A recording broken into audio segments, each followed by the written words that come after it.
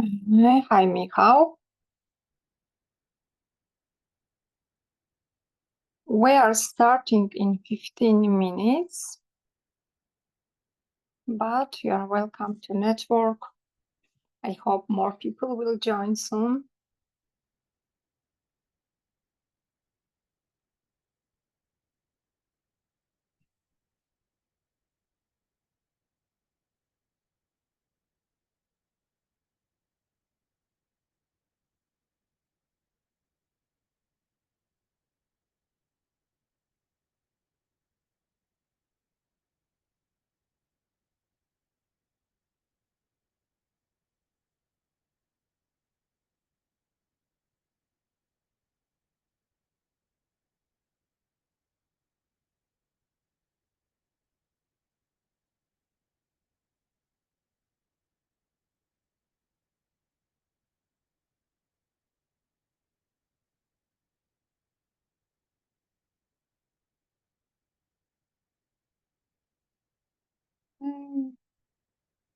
Hi, Eric.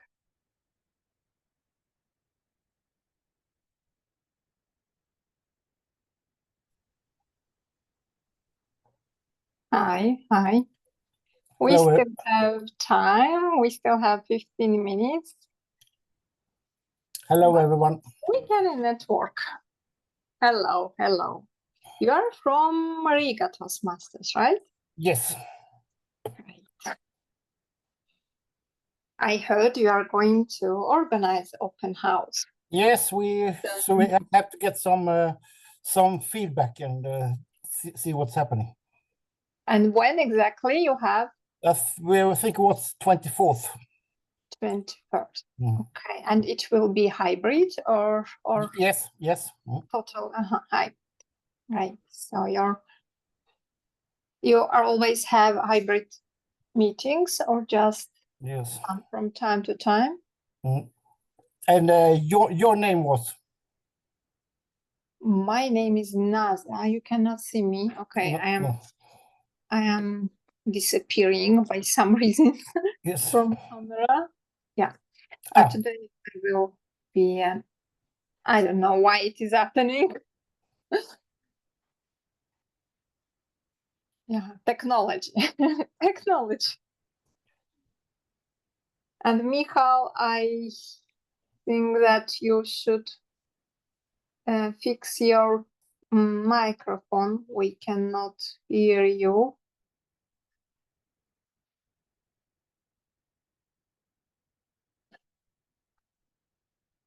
How long have you been in Toastmasters, Henrik? It's my 11th years now. Wow. But I'm living in Sweden. I belong actually to District 95, but I'm a member of Riga Toastmasters in District 108 too. So I have a lot of experience actually. But I like to learn new things. I like to find out new ideas and new creativity, and open house is a new thing for me. But it have been for many years, but it has come now the last years to District 108. I saw something about open house in United States, and it stands was also in it wasn't some education things how to do it. I think it was from United States too. So it's not a new phenomenon, but maybe in this district it is, but because District 95 doesn't have it. We don't. We don't. I don't see anyone who has it in District 95. Oh, we have these sessions, educational Monday sessions each year for new, board members on open house. So we also had this last year, previous year. We try to promote, especially for smaller clubs. It is an opportunity to bring more guests. You just to put all attempts, all work to do something bigger. Just a regular meeting. I don't know what is happening with my background and why I'm disappearing. Maybe I will do something like this. Oh, it is better. I will not disappear without logo. Okay, we still have time.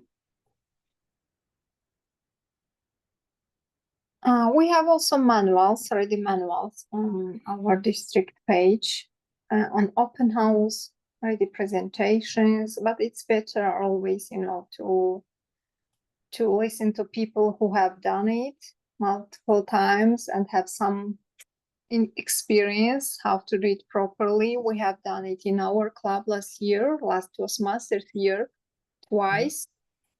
And yeah, there is always something to improve in this kind of meetings. In bigger clubs, actually, each meeting looks like open house meeting. There is no need to do something bigger. But when we are smaller clubs, okay, something. Hi, Kedar. Can you show guys your faces? Tell us about yourself. Which clubs do you represent? Hello everyone. Hi. Yeah, I am Kedar. I'm from Toulouse Speaker, which is community club from Toulouse. And so I'm curious to hear about open house meetings, how to organize. Currently, I'm president of the club, and it's always good to discover the new ideas for implementing in the club.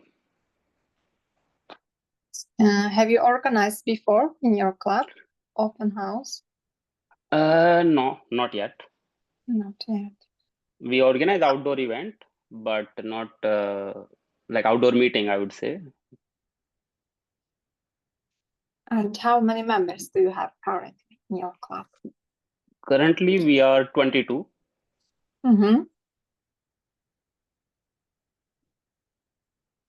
Is it active members or ghost members? How many ghost members do you have?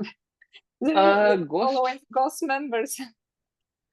We are lucky, I guess. This time we don't have ghost members. Hardly, I think there is no ghost members. No ghost members. It's great. Yeah. It's quite active club now. I'm very happy. Earlier it was kind of like 1 or 2 members would be like away for months and they will show once in a while. And now it's not the case. Yeah, it's great. And we have renewals this month. It's always stressful period for all board members to just, consider how many people, what will renew, what will be with our attention, and how many people will leave us. Yeah, but in this aspect, I'm very positive about the club because the interaction, the connections members have in the club, it's very nice. So I'm very positive that almost like out of 22, at least 20 of members will renew. 1 or 2 may leave because of their professional reasons. Sometimes they are not available because of their work, or sometimes they have to move from Toulouse. Can you write in chat your club's link somehow? Sure.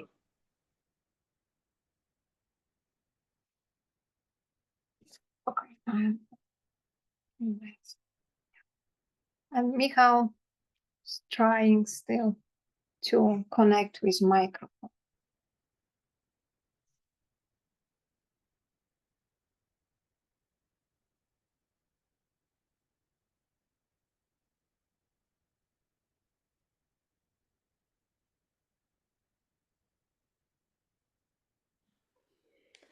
Hello, everyone. Hi, Sonia. Hello, how are you? So we haven't started yet, and we will start in 7 minutes at 6:15. But we just have small talk here. Great. You can join us, and you are from District 59. Oh, exactly. Yes. Can I please ask you something? Because the information about your webinar today at this time just came through, I think, an hour and 15 minutes. We got it through. It was obviously posted that time. So I'm supposed to be on another meeting, and of course, for many others is as well. It's very, very short notice. The meeting is being recorded. Yes, we will record this Yeah. meeting. So I didn't see a registration link. Can when I send you my email address, is it possible that you share the recording so I can distribute it to my 4 clubs in my area? Because I Okay. don't know if anybody, maybe 1 or 2 may have time to actually attend. Would that be okay with you? I'm sorry to ask. Yeah, of course. Here also Irina, our program quality director, she can share with you later also on in WhatsApp chat, I believe. And I will send to your email also. We share recordings on our district page also. So all recordings, we have educational Mondays each month, and each month we have a different topics. So we will share for sure for everyone who is interested to go to show other people. Okay, thank you. So then give me 1 second. So Irina, you said, right? Irina, you. Yeah, she's here. Then Hi, Irina. hello everyone, and hello Irina. So Irina, because I'm supposed to be on another call now, would you be? I'm gonna connect with you now directly. Thank you. Okay. Yeah, and Irina here was a request to share links to educational sessions a bit earlier, maybe a week. Okay. To let people know. We can do that. But I am happy that we have members from other districts, not only from our district. Yes, we have Hendrik. Hello, Hendrik. Hello. Sonia, hello. Yeah. If I pronounce your name not correctly, Rayiv? Right. Yes. Yeah. Okay. Hi. Michal, Kedar. Hello, everyone. Hello. I will just put also one reminder in some of the group. Mhm.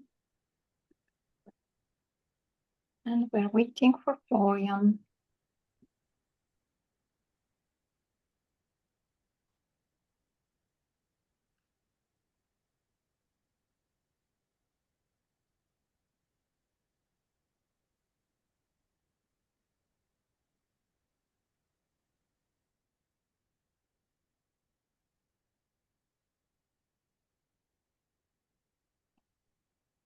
Join.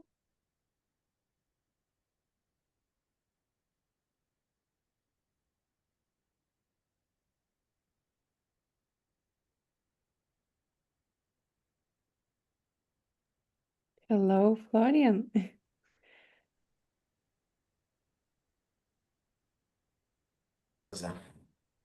Hi. Hello, Irina. Labas. Labas. It's so nice to hear someone speaking in native language.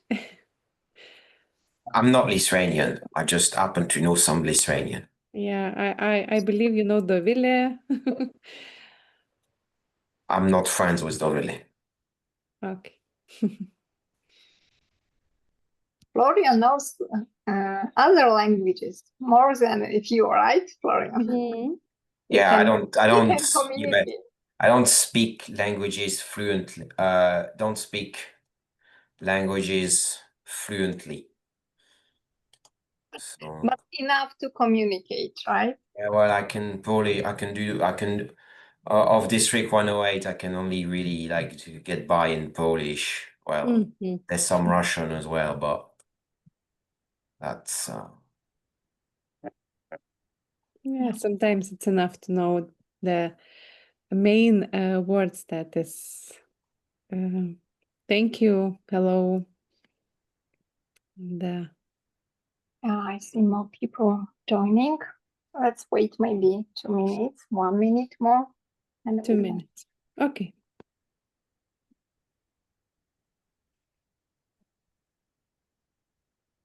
Mhm.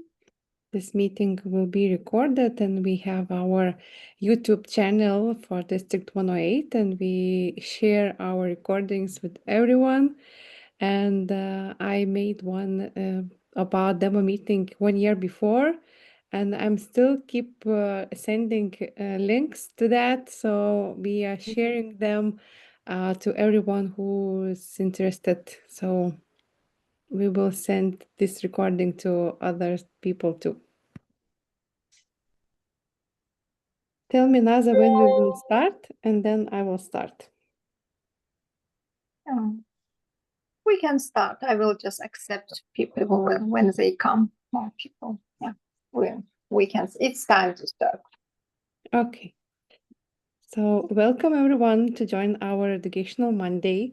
It's our District 108 initiative that supports our district leaders and all the members from a whole district, and not only our. And today we have special guest, Florian Bay. Florian joined Toastmasters in 2013. It's quite a lot of time in Toastmasters. And from 2017 to 2021, he served on the District 91 as in leadership team. He introduced innovative initiatives, and as a district director, he led his district and achieved distinguished status. A huge round of applause, Florian.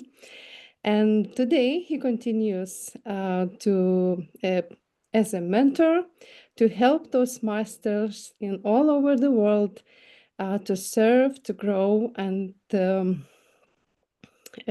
grow with impact and confidence. Today, Florian will present a webinar about open houses. And why about that? Because open houses isn't just another meeting. It's everyone's club chance to shine, inspire, and grow. If we will do it right, we can have curious guests who may turn into enthusiastic new members. And during this Educational Monday, we'll take you behind the scenes. Actually, Florian will take you behind the scenes. And he will share ideas how to make open houses irresistible. He will share step-by-step guide how to make it interesting. He will share strategies, insights, and then after that, we will have Q&A session. Florian, the virtual stage is yours, and I'm very happy to have you here. Okay, good evening. Dzień dobry, dobry wieczór. Thank you very much for this introduction, Irina, and nice to see so many people. I have a request. The people who do not have their cameras on, please put your cameras on because it makes for more of a discussion rather than me speaking in front of a wall of names. So please, let's make this more like a normal speech and workshop and have our cameras on. Thank you very much, Adomas. The recordings will be shared, I believe, that Irina, and I will be sharing some information. This session will be interactive. Please be prepared to answer questions via the chat or by using the hand raise function of Zoom, because there's not a lot of us on the call, so I would like to hear to as many people as possible. Let's get going because we got quite a lot to cover. A lot of the information I'm going to be sharing with you all today, it really is a case study from my own club, London Victorians, that did have an open house earlier this year on the 8th of April, with about 75 attendees, of which 45 to 50 were guests. And these were guests that actually paid to attend the meeting. It was not free to attend this open house. They paid to attend, and we got 12 new members on the back of this meeting. Some people signed up immediately, like during the meeting, at the end. So there was a huge number of people that signed up and so on. Lots of people joining the call. Excellent. And I'm going to break down what we did to make this open house a success, but also share tips from my broader experience, because a lot of the methodology we use is something that is an evolved version of what I came up with when I was Club Growth Director in District 91. The first question I want to ask the room is, what's the goal of an open house meeting?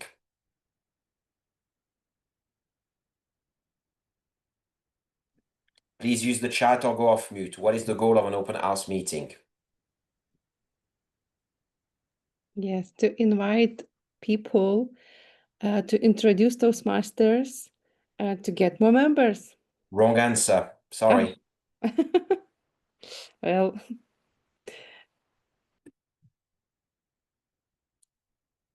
to present the club and getting new members. Present the clubs getting new members. Not the correct answer. Sorry. Let's have a few more tries. Maybe it's presenting a new way to inspire the others and to encourage others to develop themselves. Yeah, we're getting somewhere. But let's really start from the big goal, the big picture here. No one mentioned it yet. I'll wait a bit more. What is the goal of an open house? Keller, you all went off mute. Yeah, maybe the purpose of open house to present the club in front of people, so that potential or interested member or like interested guest can reach out. It's also for visibility of the club. Okay, present the clubs to people, maybe. I think here we got to start from, we got to take a few steps back, because what I'm hearing from a lot of the answers, a lot of people are falling into the trap of saying, it's all about the club, it's all about Toastmasters. Okay, but to somebody that you're gonna have to pluck off the street, Toastmasters may not mean anything to them. What a club is may not mean anything to them. And let's really keep it simple. The goal of the open house meeting is to fill the meeting room. The capacity of the room, which we had for our open house a few months ago, was 80 people. We got 75 people into the room. The room was full to capacity, to a level that actually we didn't even expect that we would reach that level. So now I have a question to everyone present. I'd like to see a flurry of answers in the chat. What is the capacity of your meeting venue and your meeting room, please?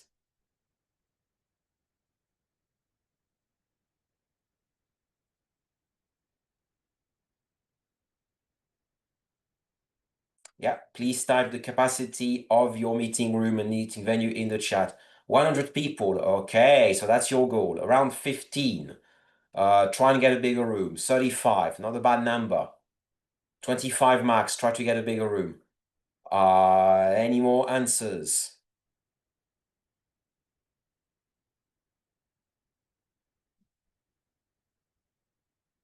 There's only 4 people out of 16 that have answered. Around 40, all right. Love to see more answers. 30.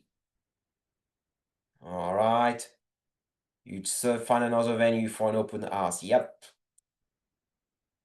All right, let's get some more answers.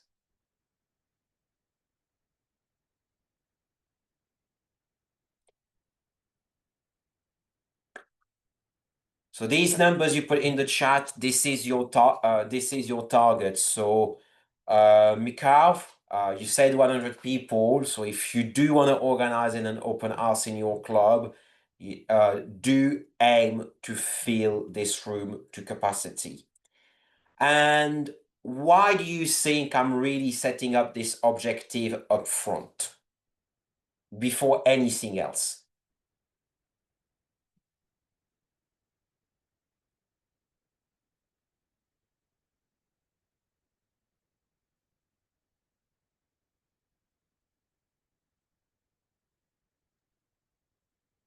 Maybe because meeting room or the meeting place is the first impression for the guest Mhm. to see if it is the space is quite good, quite welcoming. Yeah, first impression. But even more precise, let's think project management here. We've stated that there's a big goal of filling the room. Oh, I like the answer from Maria Grinovica, because it gives the limit to the scope we can aim for. Exactly.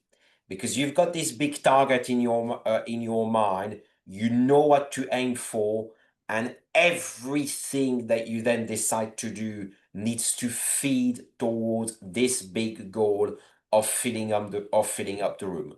Because let's face it, we got 12 members out of the 45 to 50 guests that came that day. That's a 25% conversion rate.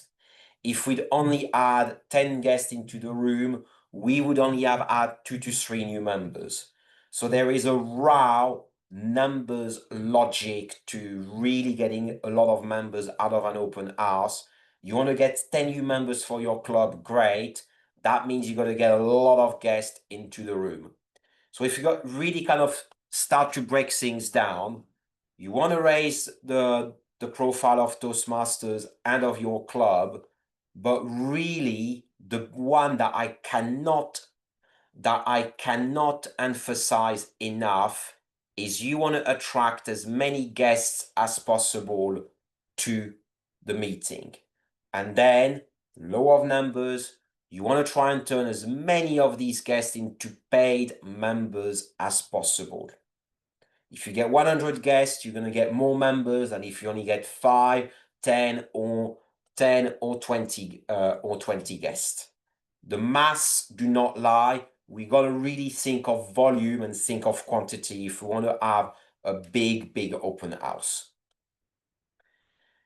Now, there are some ingredients to make this a success. And by the way, people can ask questions at any time. This is an interesting presentation. The first one is value. Value for whom, you think? I think value for the public. Yeah, value for the public, value for the attendee. We want to provide sufficient value or a perception of sufficient value that's going to make people think, oh, there's something cool that's happened. I am going to go. There's preparation, because this is a project we're managing.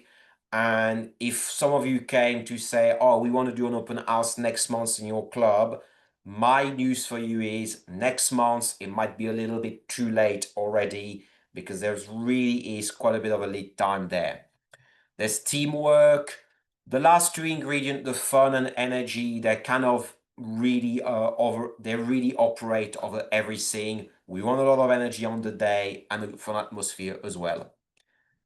Let's start with the value. So these are the first question here is the most important. So why should people come to your open house meeting? Let's try and answer that question together. Why should people come to an open house meeting?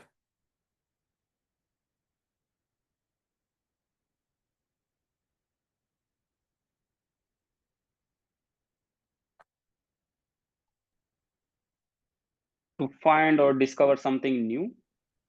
To find or discover something new. But I can find and discover something new if I take a flight to Poland and go hiking in Zakopane. Yeah, new Or I for could go to the supermarket and find something new in an aisle I haven't seen. But please continue. yeah, new about like if they want to discover about public speaking, communication. Okay, they want to discover about public speaking, but maybe they think public speaking is scary, so maybe they're not going to be interested. I am teasing the hell out of you all tonight, but there is a method to my madness. I know I'm slightly mad. I've known that for quite some time. The reason I'm asking this question of why should people come is this links to this whole concept of value. If I tell you, well, come to this place in the center of Warsaw or the center of Vilnius at 6 o'clock tomorrow night, because there are going to be helicopters dropping banknotes out of the skies, that would pique your interest. You would come, wouldn't you? Because you know, if you go to this place, you're going to get some money, you're going to stuff yourself with and you're going to stuff your pocket full of banknotes. The value, the why is really obvious. And that needs to be the same thing for your open house to get the impression of experience. Yeah. So are you going to teach people about public speaking?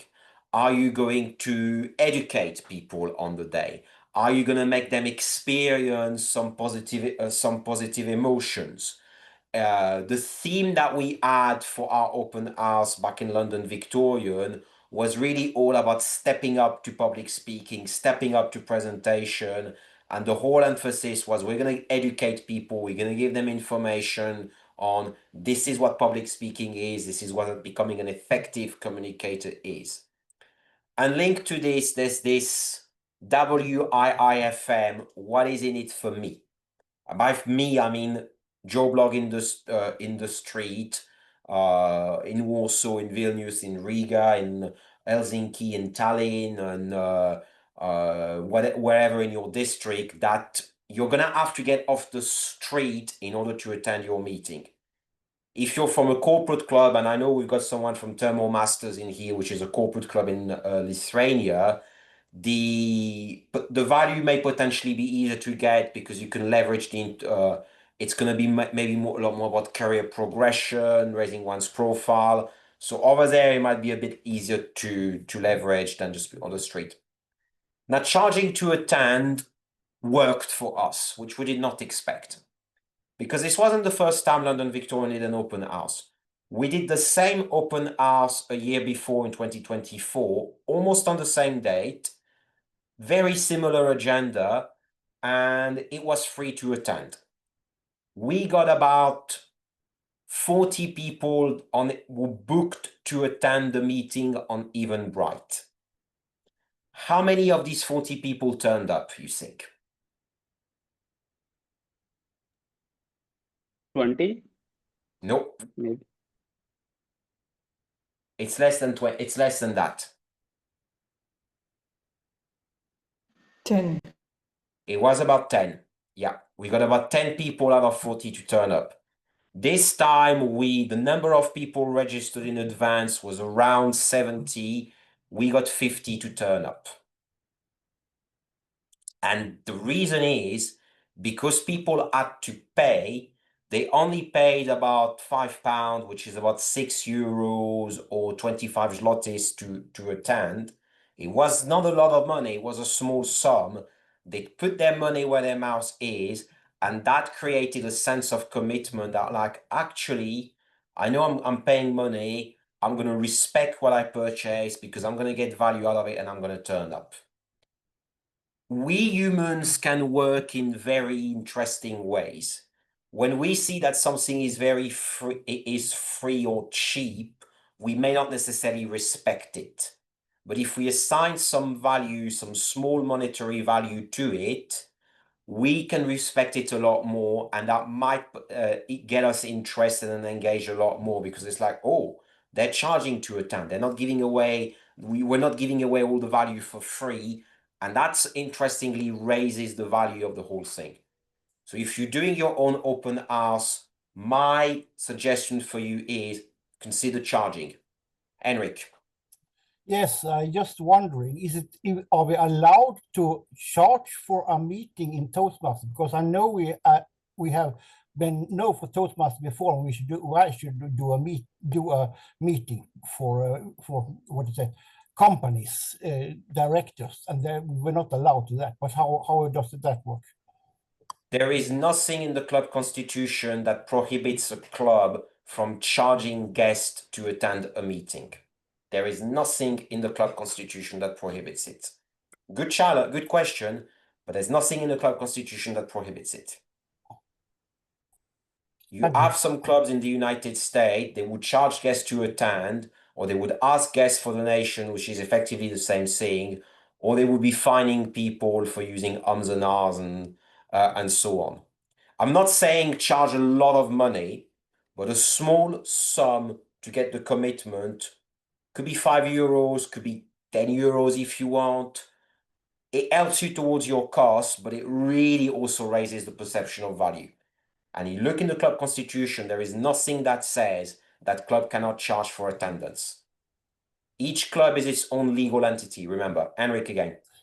Yes, I just seeing that our a Toastmaster club have the right to go with profit for the meeting. That must be the thing that doesn't allow to be a profit.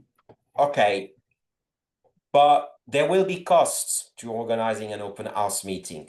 You will have to pay for advertising. You may have to pay for a larger room. You may have to pay for food, and it is very unlikely that you're going to recover all of your costs from the tickets alone.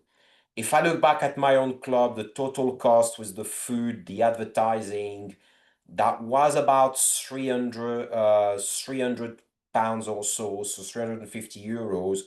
We only recovered about €200 from the guest attending, where we really made a lot of money and a lot of eventually a surplus, if you could say this way, were from the guest turning into member, because that's what we want.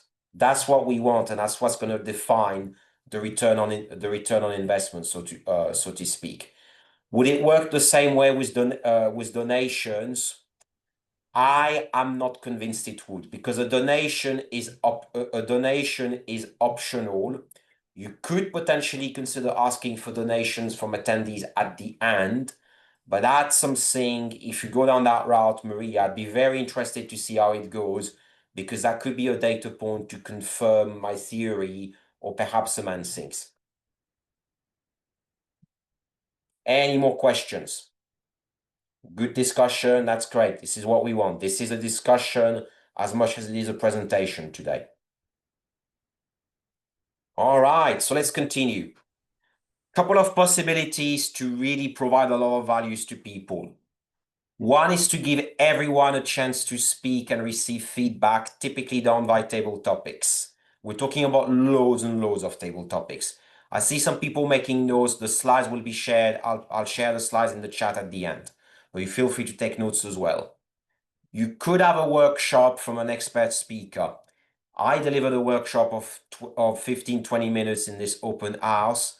That was the kind of thing that say, hey, we've got a professional speaker, you're going to get some value out of it. It could be from one of your champions, for example, table topic, humorous speech champion, because there you're actually giving away some education, some good information towards people. You could potentially have some freebies. Booklets summarizing the information in the workshop could be sent as PDF afterwards, even cheaper. Toastmasters merchandise, which you could buy locally, which you could design locally, or use the Toastmasters shop for. And always the one that works, food. Having a fun meeting always helps. You could potentially also try to get a little bit of sponsorship. We're very privileged in my club because one of our members, Josh, owns his own drinks company.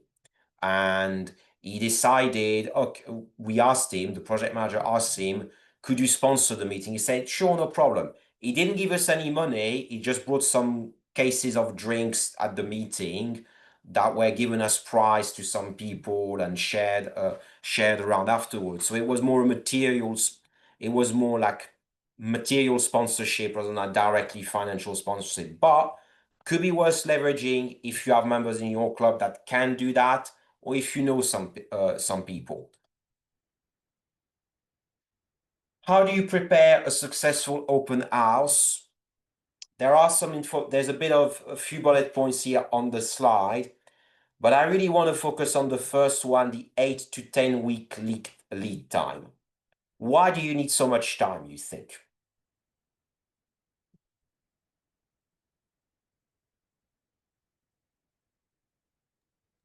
People plan their time. Ignace, go for it. Yes, people plan their time ahead, so planning, participating in an event also needs to be done in advance. Yeah, people need notice. We're busy people. We fill our calendars early. Henrik. The meeting must be perfect because a perfect meeting gives results. Yeah.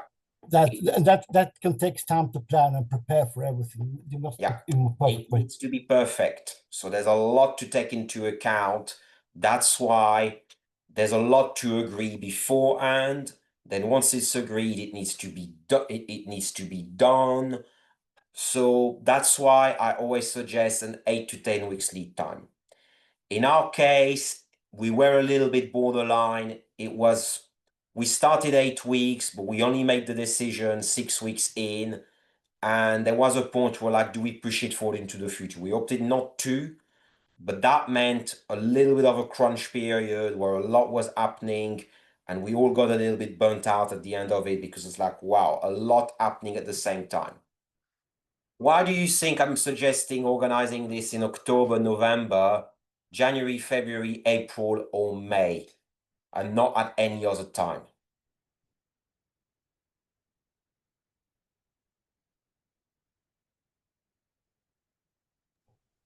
Because October, November is a quite boring month. Nothing happened. Yeah. And university have started 1 month ago, and they can come and look at it for an interest. In January, we could have it as a first time after the holidays. Yeah, exactly. October, November, not a lot happened. Summer is also off. In September, we're also all busy with competitions and renewals in Toastmasters. So let's just, how big is my club? The club before the before renewals in March 2025, we had 50 people or so. We lost 15 post renewals. And we regained 12. Now we're at 57, but we're expecting we're going to lose about potentially up to 20 in this renewal. We're quite a big club because we meet every week in central London, which does mean that we have quite a lot of but not all the members are engaged. So getting help actually for this meeting was not necessarily as easy as it might seem. Like, wow, you got 50 members, that's sort of people. Not so much, because we have some people, they join, they never turn up to a meeting. Go figure. Humans are human. January and February is also a good time to leverage on what I call the New Year's resolutioners. People that say, oh, I want to get better at public speaking. Now's the time to really leverage that, bring them in. April or May, it's after renewals, so time to renew the membership. Contests are out of the way. We don't have any handovers as well. How long do members stay at my club? Would be, I'd say most people tend to stay one to 1.5 years on average. There's some exception, but it really varies. I think it's increasing a little bit now, but it varies. Key decisions will be made early. One thing that also says advanced registration. Why do you need advanced registration? Why not just put a date and you'll see how many people you're going to get on the day? Because people create a decision prior time for that, and it plants an idea for them for the future. Yeah, exactly. Because you do need the data. You do need the data to plan accordingly, and it will help you prepare a lot better. You'll have an idea of how many people are signing up. You really need this visibility. You could create a Facebook event for that. I know a lot of Polish clubs there. Your guys are great at Facebook. We used Eventbrite. You could use any other tool there. Now, this is kind of what the preparation will look like. If there's anyone here which is familiar with Gantt chart, with project management chart, you would have seen something like this. I have the original file behind this, which I will be sharing in the chat now. We didn't really use this ourselves. It's more something I created retroactively because we had more one with actions and so on. This is what things will roughly be looking like. So initially, we've got this this big planning phase. That's the first 2 weeks. What's the agenda looking like? what's our budget, what's our food and drink. That's what you do up front. Once the decisions are made, the decisions are made. There's no turning back. There's going to be a big phase, two big phases happening in parallel, the meeting itself and the marketing. Deciding the agenda could actually potentially be in planning as well. Funding speakers and functionaries. You can start early, like, oh, we've got this great speaker, this great evaluator, got to secure them early, book their diaries early. The registration page is going to be a crucial step. If it's not done, everything else that comes after this will be delayed, because you can't advertise an event, you can't promote the event if you do not have a page where people can be registering their attendance. So this needs to be done early. In the case of our meeting, I wanted to wait on that, but Nick, who took the lead in organizing, say no, I want to have a minimum viable product, a basic registration page early. He was right and I was wrong, because by having this page early, people could already register, and we could always improve the page. It could be very crude initially, you can always improve it, remember that. So I've shared the file in the chat. That's what it kind of is going to look like. Marketing is going to be a big thing, as you can see. This is what the agenda of our meeting looked like. There's an actual copy of the agenda, and I'm going to kind of explain to you a little bit now. Where is the annotate function? Here we are. So initially, we had what I call the mini educational that I run, the 5 W's of public speaking. That was the value proposition. This is what you're going to get. You're going to learn about public speaking. We only had 2 speakers, someone that was doing an early speech, someone that was more of an advanced speaker, to kind of show the spectrum of what people can aspire to in Toastmasters. What do you notice in the evaluations? In the evaluation section?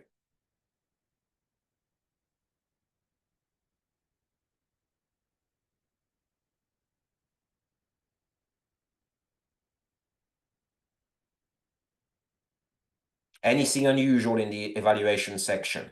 Audience feedback. Participates in the evaluation. Audience participation. What's the point of this, you think?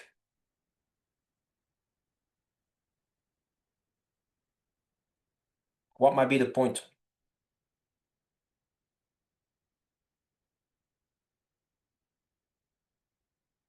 It's to get people to speak.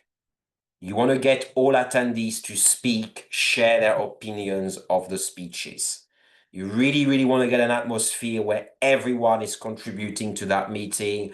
It's high energy, it's open. Everyone's got an opinion on the speech they heard. So that's why we want to have this audience feedback section there.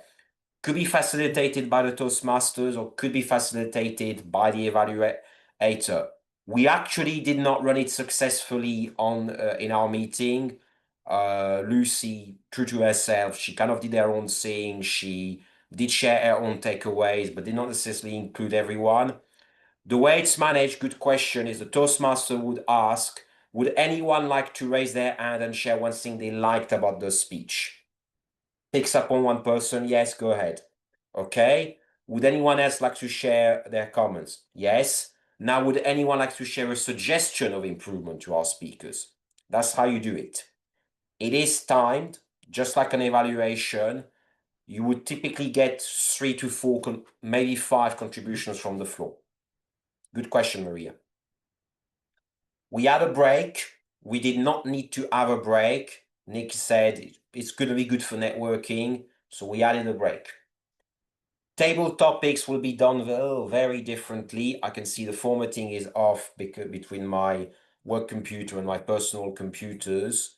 But the table topics, That's a secret sauce, and they will not be normal table topics.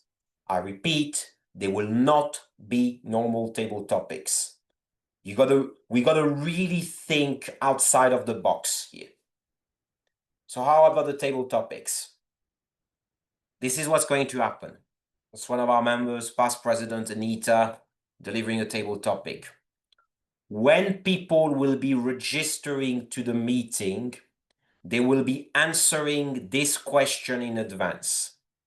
Tell us something unique, interesting, fun, or unusual about you. You could tweak the question slightly. The answers will be gathered beforehand. And then on the day, the table topic masters is going to have a sheet with everyone attending and their table topic answer, and they will be picking the best answers and inviting them on stage to speak. And ideally, you would like to get 20 people to go on stage and speak. So if someone, for example, said, if I gave as my fun fact, like I got lost hiking on the Hel Peninsula when I was on holiday in Poland last May. It's true, I kind of got lost on this peninsula very briefly and had to walk across route to get back to the town. Could be a fun answer. If someone says, I was chased by a crocodile when I was swimming in the Daugava River in Latvia, I definitely want to hear that story because it's going to be a bit scary, but fun. And most importantly, the person who answered the question, it's their story. They will know pretty well, so they're not going to be as nervous in answering the story. Does this make sense to everyone? Give me a thumbs up in the reaction button if it makes sense, please. Yeah, I see some hearts. I'd love to see more thumbs up. Excellent. Loads and loads and loads of thumbs up. This is not my technique. This is a technique that a guy called Rick Furbush introduced in Toastmasters 10 years ago. Let me find the YouTube video that he has. Okay, that's part 1 of 2. There is a part 2 somewhere. I'll share the link because it is definitely worth. It definitely is worth watching. It hasn't aged. Back then, they did this using pieces of paper. Now the beauty of technology is we can ask people to answer that question in advance. So no paper, nothing, we centralize, we're ready to go, we save time on the day. Back when I was CGD, we did that with pieces of paper. Technology is going to save you a lot of time. Any questions on the table topics part?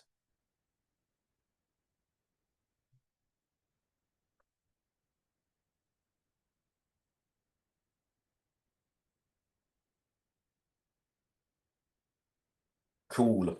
So then I'm going to go to the next part. Now, team building.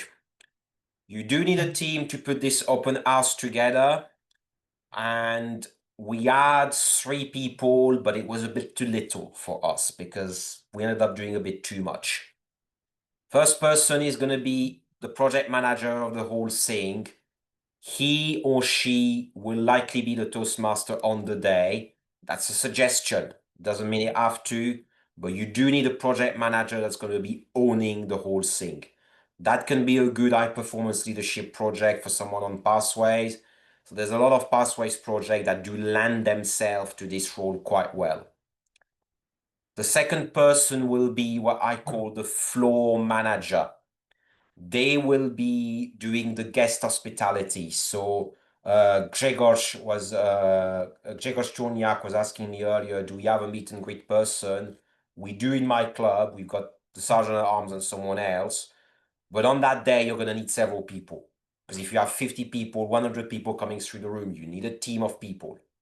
And the floor manager will be leading, facilitating this team, putting the team together from club members, and really ensuring that it's easy for people to join the club and so on. You're going to need a content creator to create your marketing material. Anybody here familiar with Canva? I see Irina nodding. I see Odetta. Canva is good. The free version is pretty good. You can create videos, you can create all kinds of things. No need for a fancy tool. Canva can help you. How big was the hospitality team? We had 5 people, in addition to obviously the team. Yeah, we had Mauricia, Kelly, Nonica, and I don't remember the name of the other people, but it was quite a large team.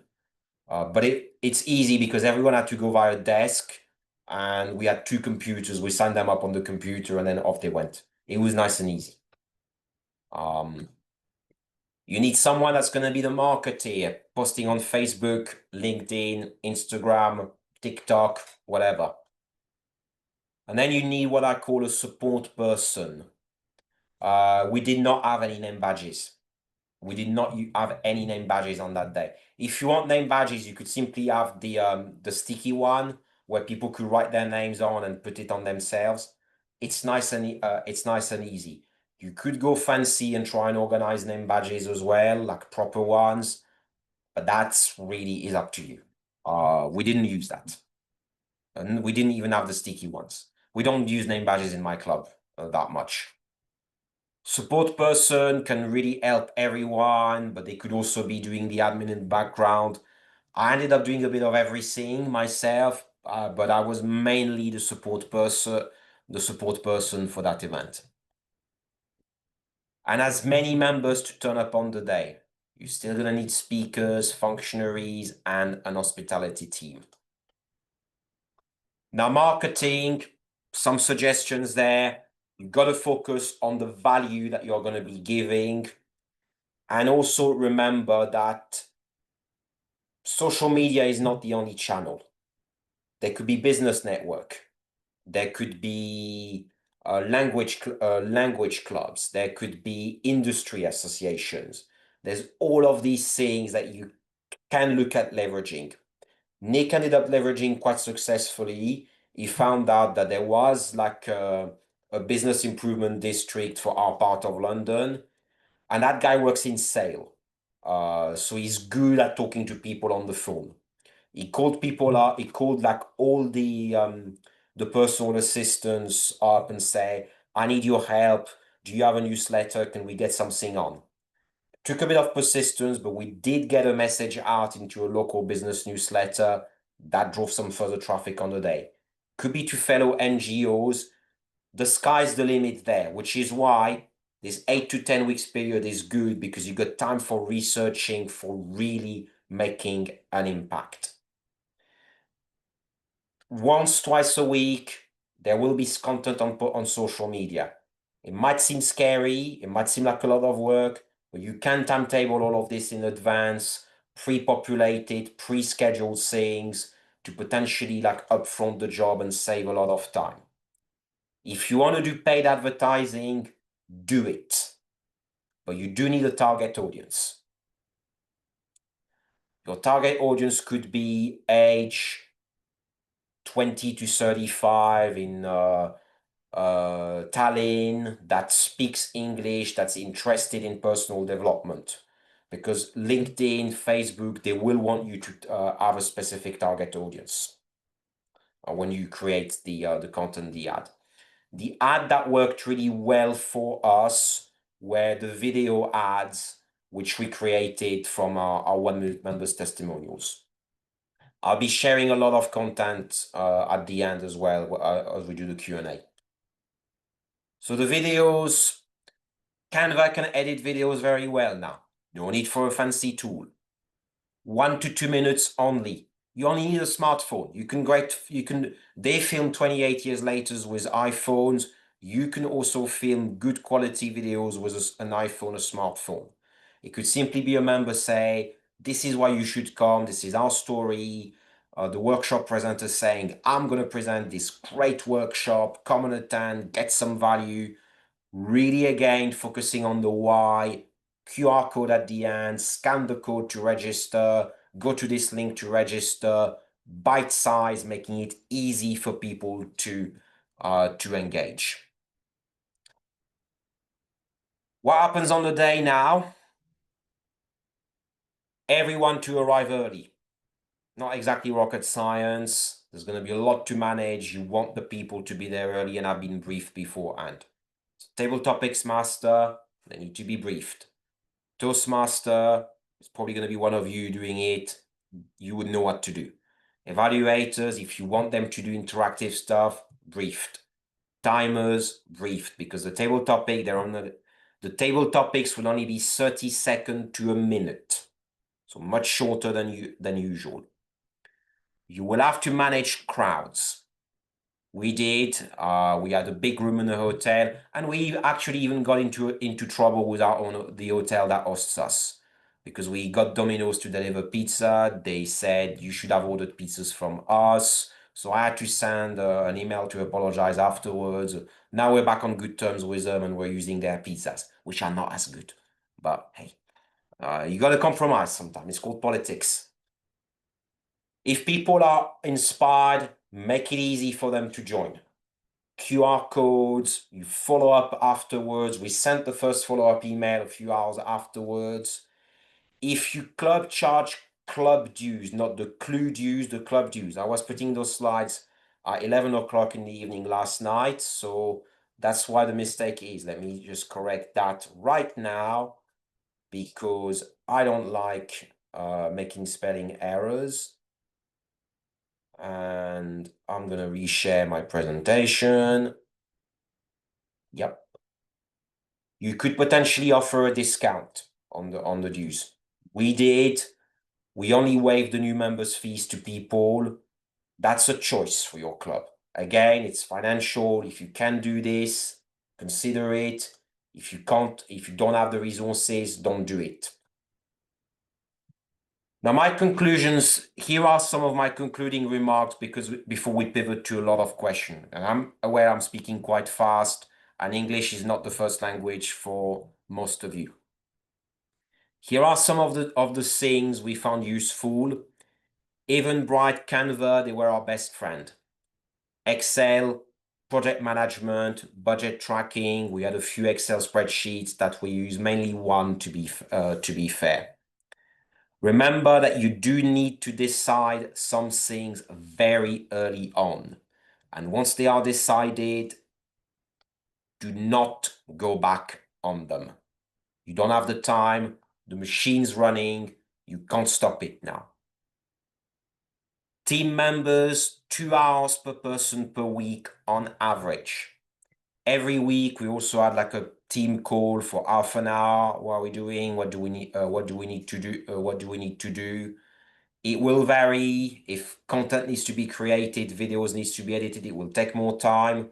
The way we did it is we shot 5 videos pretty much at once with our club members. Then they got edited. So don't feel you got to like, oh, we're gonna have to create videos all the time. Shoot them up front, sprinkle them throughout. You could even have a member saying it, the open house is only gonna be in a week, and you're gonna release that video only in a week. Try and be creative there to save your time. We're volunteers after all. And document everything. Maybe your open house will work. So then great, let's do it again. Or maybe it will not work. And that's okay if it doesn't work, as long as you're learning something from it. It's been a whistle-stop tour, so now I'm happy to take on any questions that anyone may have. While people share questions, I'll also share information in the chat. Apologize for the typo on the slides, but if people want to raise their hands to ask questions, I will take any questions. I'm also sharing a PDF that kind of is an article, everything that I said here in more article forms. That's from the Toastmasters magazine. That's a very good article from 2017. And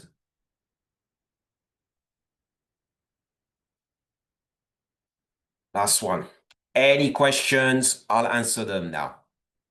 I will not share my bank details. Well, if you want to give me money, you're welcome. I take donations from this work I'm doing for Toastmasters. So yeah, I'll share my bank details, but I will not share my debit card details.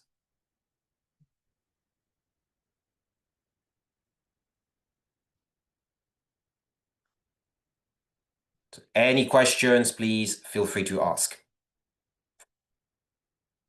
I've got a question. Go ahead, Maria. Thank you. Thank you so much for the presentation. It's extremely valuable. We're now planning the open house event, and now the first thought that came into my mind that maybe we should actually postpone the date further on to have more time. Because your 8 to 10 weeks mentioned, it's really is impressive.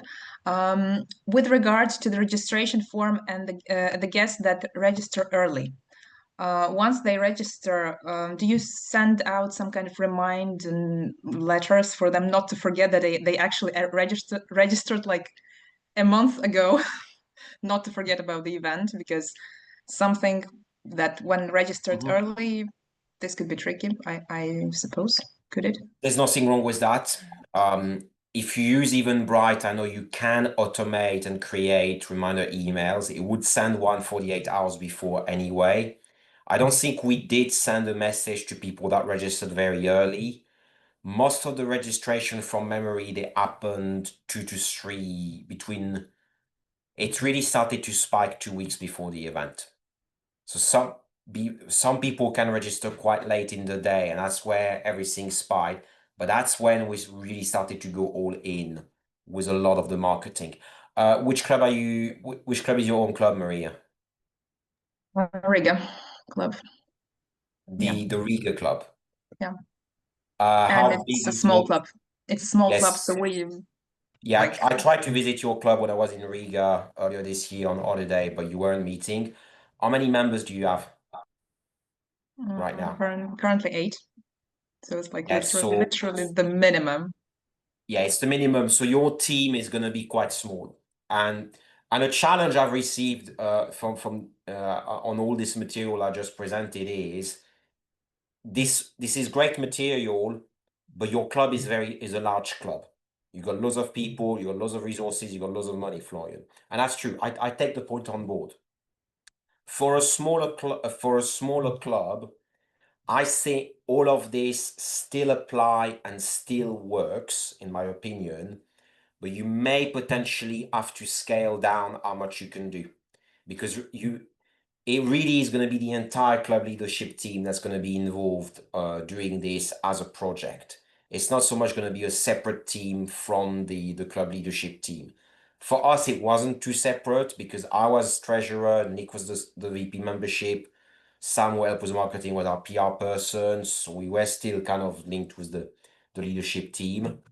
I think the method will still work, but you may have to scale down a few aspects.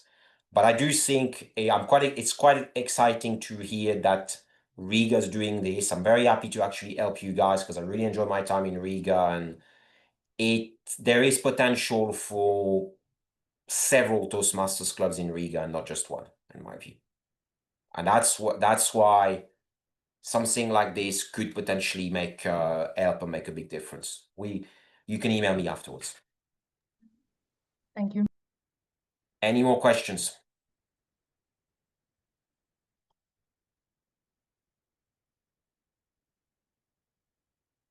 Hello. Hello, Odetta. Odetta from Thermomeisters Vilnius. Mm-hmm.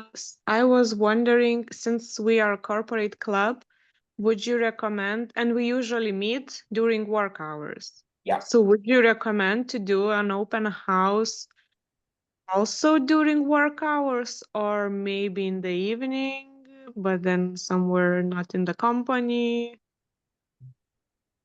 Good question. So I'm going to play this back to you. What's your target audience? Do you only want to get people from Thermo, from your company to join, or do you also want people from outside the company to join? We actually haven't considered that it's possible for outside of the company to join. Because of company's location, I would say it would be tricky. So probably company people only. How many people work on your site? Nowadays around 1,500, so 1,500. Okay, so that's a very large, this is a very large site. Yeah. In terms of corporate open houses, a lot of what I say would still apply, but in different ways. Firstly, you can't charge because it would be a corporate thing. So charging for attendance for a corporate event, it wouldn't really make much sense. If I created a Toastmaster club in my workplace, I wouldn't charge people. It would not make any. It would not make any sense. But paradoxically, getting financial support from maybe human resources or learning and development could be easier. So that means you could finance catering and all of these things for the event. The big thing to leverage in your case are going to be the internal communication channels, internal networks, and so internal networks, like maybe there's a women in leadership network. We've got lots of networks like these in the company I work for. That'd be the big thing to leverage. In terms of the time, I think lunchtime could be very successful. You will have to compress the agenda into 1 hour. So the workshop will need to be shorter. There may only be room for one speech. Table topics, it might be limited to 10. So you can compress all these formula I gave today into a 1 hour long meeting. And there will need to be an incentive for people to come. So if it's lunchtime, really there'll need to be food. Because in the corporate world, if you offer free food, I mean, we do have some of them have free food in the office I work, but I work remotely. That definitely catches people's attention. Does that answer your questions or not completely? Yeah, I think it does. And if I may add, just a crazy, maybe, okay, not a crazy, but just maybe an advice. We are trying tomorrow, actually, we are having a contest in our club. And we are also doing it as an open event for corporate people to join.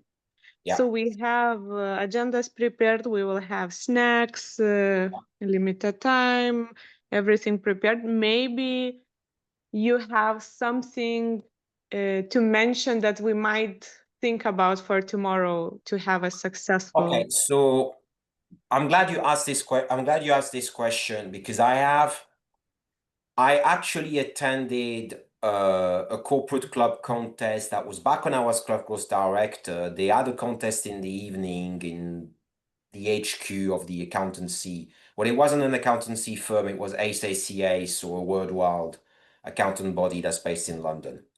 They had 50 to 60 people in this meeting. They had food, they had the whole lot.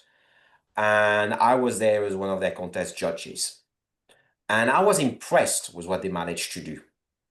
But that club was struggling before that meeting and still struggled afterward because what did they do wrong in that meeting? They did not ask people to join the club. Yeah. So they had 50 to 60 people attending. The contest was okay. I mean, it wasn't a great contest. It was an okay contest.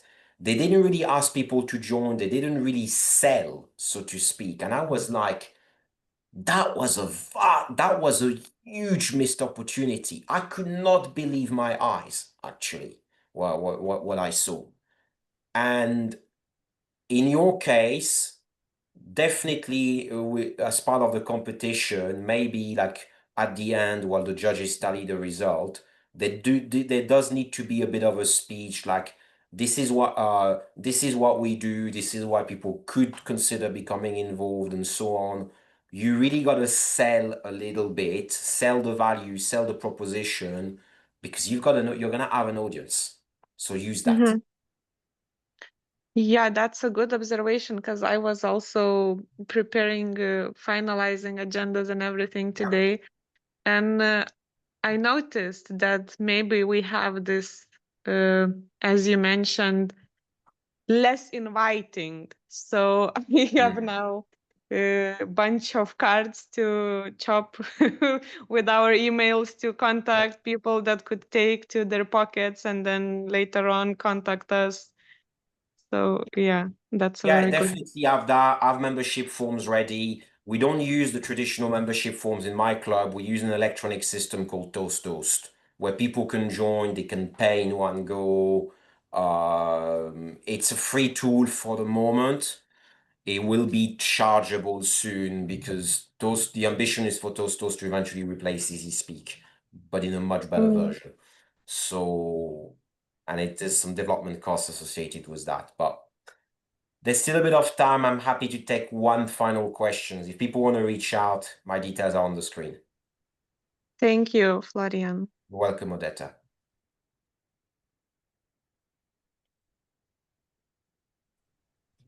Thank you, Florian, for your amazing workshop, amazing information. I believe that everyone who attended this meeting will use some of the tips, tools that you suggested. And I also have lots of ideas how we can implement it in our meetings. I see that Ignas is already left. I think we will have conversation with him and we'll have great open house meeting very soon. Naza.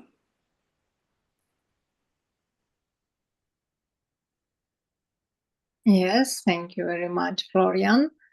I know that more people wanted to join today's session, so they will definitely, we will deliver this link to your session to them. I have also learned really a lot and have notes here. So you inspired all of us. I believe that each of us got something and we will apply it in our clubs. Thank you very much.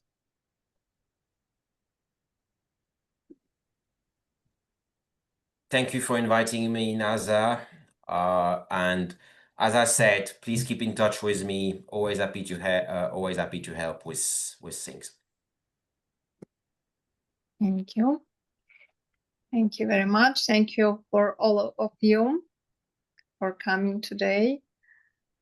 And remember, please, in my email I have sent to you, maybe let me remind you that each club in our District 108 has financial support to organize open house meetings. So you can apply, write to me directly and ask for more details. I have sent also all details to all board members a few days ago in my CGD newsletter. Right now, we will have a short break and we will start Polish language session on the same topic and if you know Polish, you can stay, and also I believe that each person can bring something new on this topic, so you can stay and continue. Thank you very much, and we have break. See you in round of applause to Florian before he go. Yes, thank you very much. Bye. Thanks a lot for your time. Thank you. Bye. Thank Bye. you. Bye. Yes.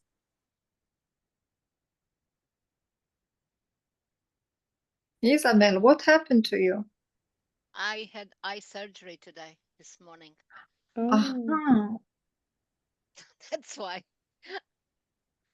So you had right today, or yeah, I had it today. Your But okay. now the new rules is not to cover the whole eye, to leave the eye open. So I have like something that is like plastic that I have to remove, attach it with some tape, and then I have to remove it every single time. I have to put drops, and then in 2 days I'll be going to the doctor again to see. Hopefully it will be removed, and I will. But I can't cook, or I can't do anything pretty much now. Is it okay for you to look at the screen?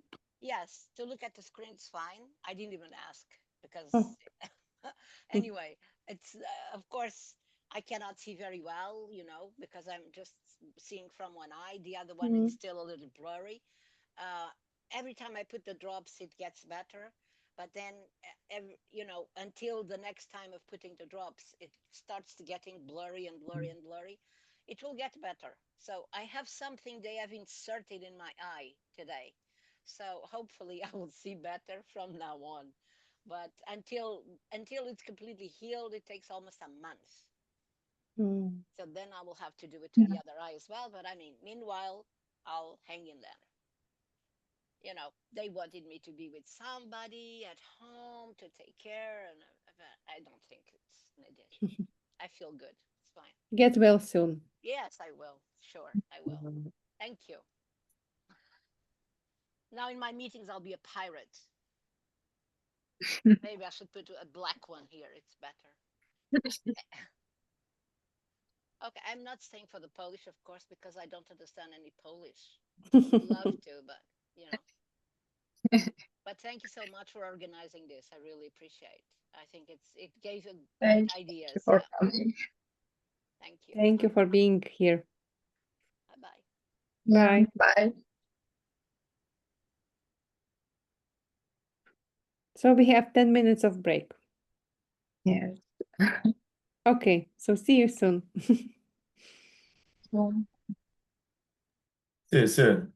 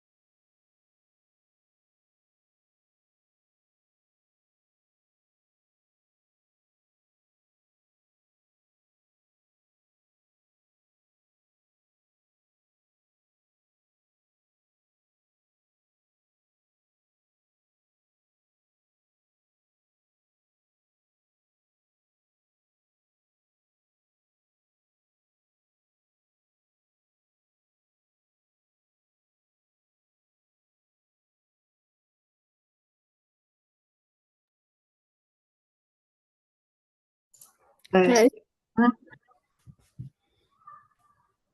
Cieszę się, że jesteś dzisiaj z nami. Poczekajmy jeszcze kilka minut. Większość właśnie dołącza w ostatniej minucie i nawet tak w ciągu ostatnich 10 minut to Floriana. Większość dołączyła. Jasne. Nie ma Cześć, ja mam nadzieję, że nie przeszkadza, że będę na wyłączonej kamerce, ale byłam u lekarza i taka jestem niewyględna dzisiaj, więc wyłączę. Nic nie szkodzi. Fajnie, że jesteś, Kinga. No widzę, że już dołączają. Poczekajmy jeszcze 2 minutki. No co za słodki kotek tam jest. Komuś towarzyszy. Irina ma 2 kotki, tak, Irina? Jest? Yes, I have 2 cats. I understand you, but I cannot speak. Are you from Czech Republic? From Czech? From Lithuania. Lithuania. Okay. He wants cuddles. Oh. Now it's his time. Yeah, I wish I had a cat. I would love to cuddle him and pet him out. Why are you waiting? Yeah, I'm renting a house apartment, so it's why I'm waiting. From which town, city you are? I'm from Poznań. Poznań. Okay, I Poznań, don't know. yeah, on the west, yeah. Let me check one thing. A ja mam pytanko, czy to jest nagrywane, bo Karolina mnie zapytała z Trójmiasta. Będzie. Okej, super, dzięki. Nagrywam. Każde wasze pytanie, każda komunikacja, więc uważaj, co mówisz, Kinga. So one thing before we start, in Poznań there is Kocimiętka. Yeah. So cat cafe that you can visit and cuddle a cat. Yeah. Hopefully a cat would like to be pet. Yeah. Because not everyone likes it. Yeah, but I will visit the space. Thank you. Yeah. You encouraged I me. also would like to visit. Yeah. I thought I'm a Irina. proud person, but right now with the time running out, I think I would have both. Oh. Cat and dog, yeah. Yeah. I think that we switch to Polish language officially. Yeah. And start our Polish session, and more people will join later. Cześć wszystkim. Mam przyjemność dzisiaj zapowiedzieć naszą mówczynię, która poprowadzi warsztat o tym, jak organizować skuteczny open house. A jak poznałam Julię, to jest bardzo też ciekawa historia. Jak wiecie, organizujemy edukacyjne poniedziałki przynajmniej raz w miesiącu. Językiem naszego dystryktu jest angielski, ale ze względu na to, że w naszym dystrykcie jest bardzo dużo polskojęzycznych klubów, więc warto też organizować spotkanie po polsku. Jak szukałam sobie osoby, kto by mógł zorganizować takie, opowiedzieć nam więcej o tym, przypomniałam sobie open house, który może nie doświadczyłam osobiście, ale wiedziałam, że dzieje się w tym klubie w mediach społecznościowych. Bo bardzo, bardzo intensywnie był promowany ten open house i widziałam prawie codziennie, że dzieje się, tak? Bo jest aktywnie i przygotowuje się klub do czegoś dużego, do dużego wydarzenia i zapytałam dyrektora okręgu Asię Rymko, Asia, kto tam to organizuje? I w taki sposób poznałam Julię. Byłam pod wrażeniem tego, co zrobiliście i bardzo chciałam, żebyście pokazali, żebyś ty pokazała, Julia, jak to zrobić. Julia zorganizowała świetną open house w Poznaniu, w swoim klubie, ale Julia też organizuje takiego rodzaju wydarzenia poza swoim klubem, więc ma bardzo dużo doświadczenia i myślę, że tym doświadczeniem dzisiaj się z nami podzieli i nauczymy się czegoś nowego. Zapraszam cię na scenę. Ja też mam taką nadzieję. Dziękuję za krótkie wprowadzenie. Ja też będę miała zaraz okazję powiedzieć więcej sama o sobie. Natomiast na początek chciałabym się umówić z Wami na kilka rzeczy. Prosiłabym Was, żebyście mieli mikrofony, kiedy nie mówicie, wyłączone. Wtedy łatwiej będzie też mi mówić i będziemy sobie wzajemnie przeszkadzać. Ze względu na to, że mamy trochę mniejszą grupę, jeżeli będziecie mieli okazję też podzielić się czymś w trakcie, będziecie chcieli zadać pytanie, czy odpowiedzieć na pytanie, które ja zadaję, podzielić się wnioskami z ćwiczeń, to proszę śmiało włączcie mikrofon, możecie to robić. Jest mała stosunkowo grupa, więc będzie nam łatwo dzielić się naszymi myślami. I to myślę dwie takie kwestie. Pytanie możecie zadawać też w trakcie. Proszę, jak skończę myśl i jakieś pytanie przyjdzie Wam do głowy, to śmiało możecie je zadać. Jeżeli będzie to pytanie, które będę poruszać później, to nie zawaham się o tym powiedzieć. Super. To takie kwestie organizacyjne, a teraz udostępnię mój ekran, na którym mam przygotowaną dla Was prezentację. I zaraz będę Was prosiła o informację, czy widać. Widać prezentację. Tak, tak. Świetnie. Widać, super, dobrze. To tak, to przechodząc do tematu naszego spotkania. Wiele naszych klubów, tak samo nasz, mierzy się z wyzwaniami, wieloma wyzwaniami, ale jednym z takich wyzwań na pewno jest, przepraszam Was na chwilę, bo dziecko płacze na zewnątrz i muszę zamknąć okno.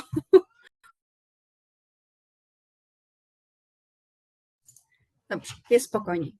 Mierzymy się z wieloma wyzwaniami i jednym z takich wyzwań na pewno jest przyciąganie nowych członków do naszego klubu. W jaki sposób możemy to robić? W jaki sposób mogą pomóc nam w tym open house'y, czyli takie dni otwarte naszego klubu?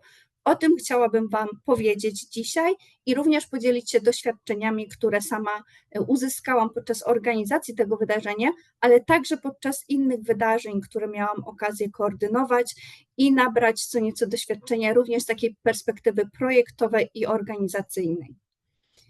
To, o czym dzisiaj na pewno się z Wami podzielę, to czym są spotkania typu dni otwarte, jak ja rozumiem te spotkania i jaki też cel przyświecał naszym spotkaniom.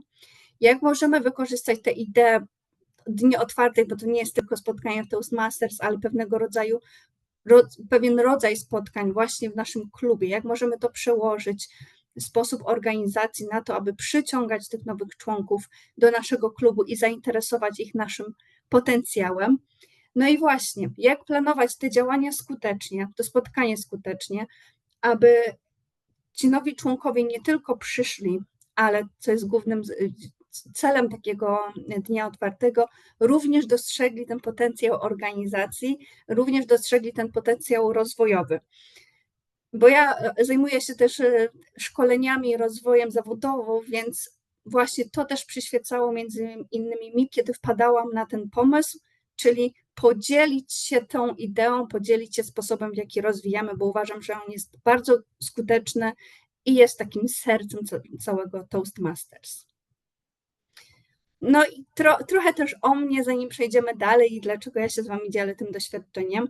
W Toastmasters jestem już od ponad 3 lat. Ostatnio jak prowadziłam warsztat, to mówiłam, że od 4 i trochę się przeliczyłam na szczęście. O więcej niż o mniej, więc jeszcze 1 rok do 4 przede mną, już niecały. I właśnie w klubie Toastmasters na początku stawiałam głównie na swój rozwój i przemawianie publiczne. Natomiast z czasem zaczęłam zauważyć też inne szanse dla mnie samej, czyli organizowanie wydarzeń, które nie tylko rozwijają mnie, ale przede wszystkim rozwijają nasz klub. Pierwszy raz wyszliśmy do nowej grupy odbiorców poprzez event organizowany z uczelnią. Uczelnia prowadziła taki program jak Drogowskazy Kariery skierowany do studentów i tam po raz pierwszy mogliśmy wyjść poza naszą organizację od dłuższego czasu i podzielić się wiedzą ze studentami, wiedzą na temat przemawiania publicznego, jak i również naszymi zawodowymi doświadczeniami. Następnie po kolejnych moich miesiącach w klubie zauważyłam też, że wiele naszych spotkań ze względu na to, że w większości odbywają się w tej samej grupie i przychodzą tylko pojedynczy nowi goście, zaczyna zatracać taką rolę edukacyjną pod kątem tego, czym w ogóle jest Toastmasters. Wychodzimy na scenę w naszych rolach i bardzo często wydaje nam się, że gdy powiemy gorące pytania, Toastmasters wieczoru, ewaluacja, ewaluator mowy ciała, każdy wie, o co chodzi. I owszem, nasi członkowie wiedzą, ale nowi goście czasami potrzebują więcej wprowadzania, aby zrozumieć, po co i jak zorganizowane są nasze spotkania. I obserwując właśnie to, jak to działa, a jak można by było wprowadzić łatwiej jednak te nowe osoby w nasze idee i wartości rozwojowe, postanowiłam zorganizować taki dzień otwarty. I właśnie clou tego dnia otwartego było pokazanie na praktycznym spotkaniu, czyli z zachowaniem tej samej agendy, jak każdy element naszej agendy i każda rola, jak się odbywa, jaki jest jej cel i po co przede wszystkim to wszystko się dzieje w ten sposób, a nie inny. No i właśnie to chciałabym Was dzisiaj pokazać. Pokazać Wam, jak krok po kroku przygotować plan takiego dnia otwartego, na co zwrócić uwagę, jakie są elementy planowania tak, aby to działanie było skuteczne. Podzielić się moimi wnioskami z tego doświadczenia, ale również z innych, które tutaj akurat mi zabrakło, a wiem, że są to też działania ważne i o które warto się zatroszczyć. Jak i przede wszystkim mam zachęcić Was do zorganizowania takiego dnia otwartego w Waszym klubie i mam nadzieję, że ten ostatni cel szczególnie uda mi się zrealizować i z takim gotowym planem czy szkicem planu będziecie wychodzić z tego spotkania zainspirowani i naładowani motywacją. No dobrze, to zaczynając trochę dyskusji, żeby poznać również Was i Wasze doświadczenia, czy Wy kiedykolwiek braliście udział w dniach otwartych, a może już organizowaliście taki event w Waszym klubie? Jakie są Wasze doświadczenia?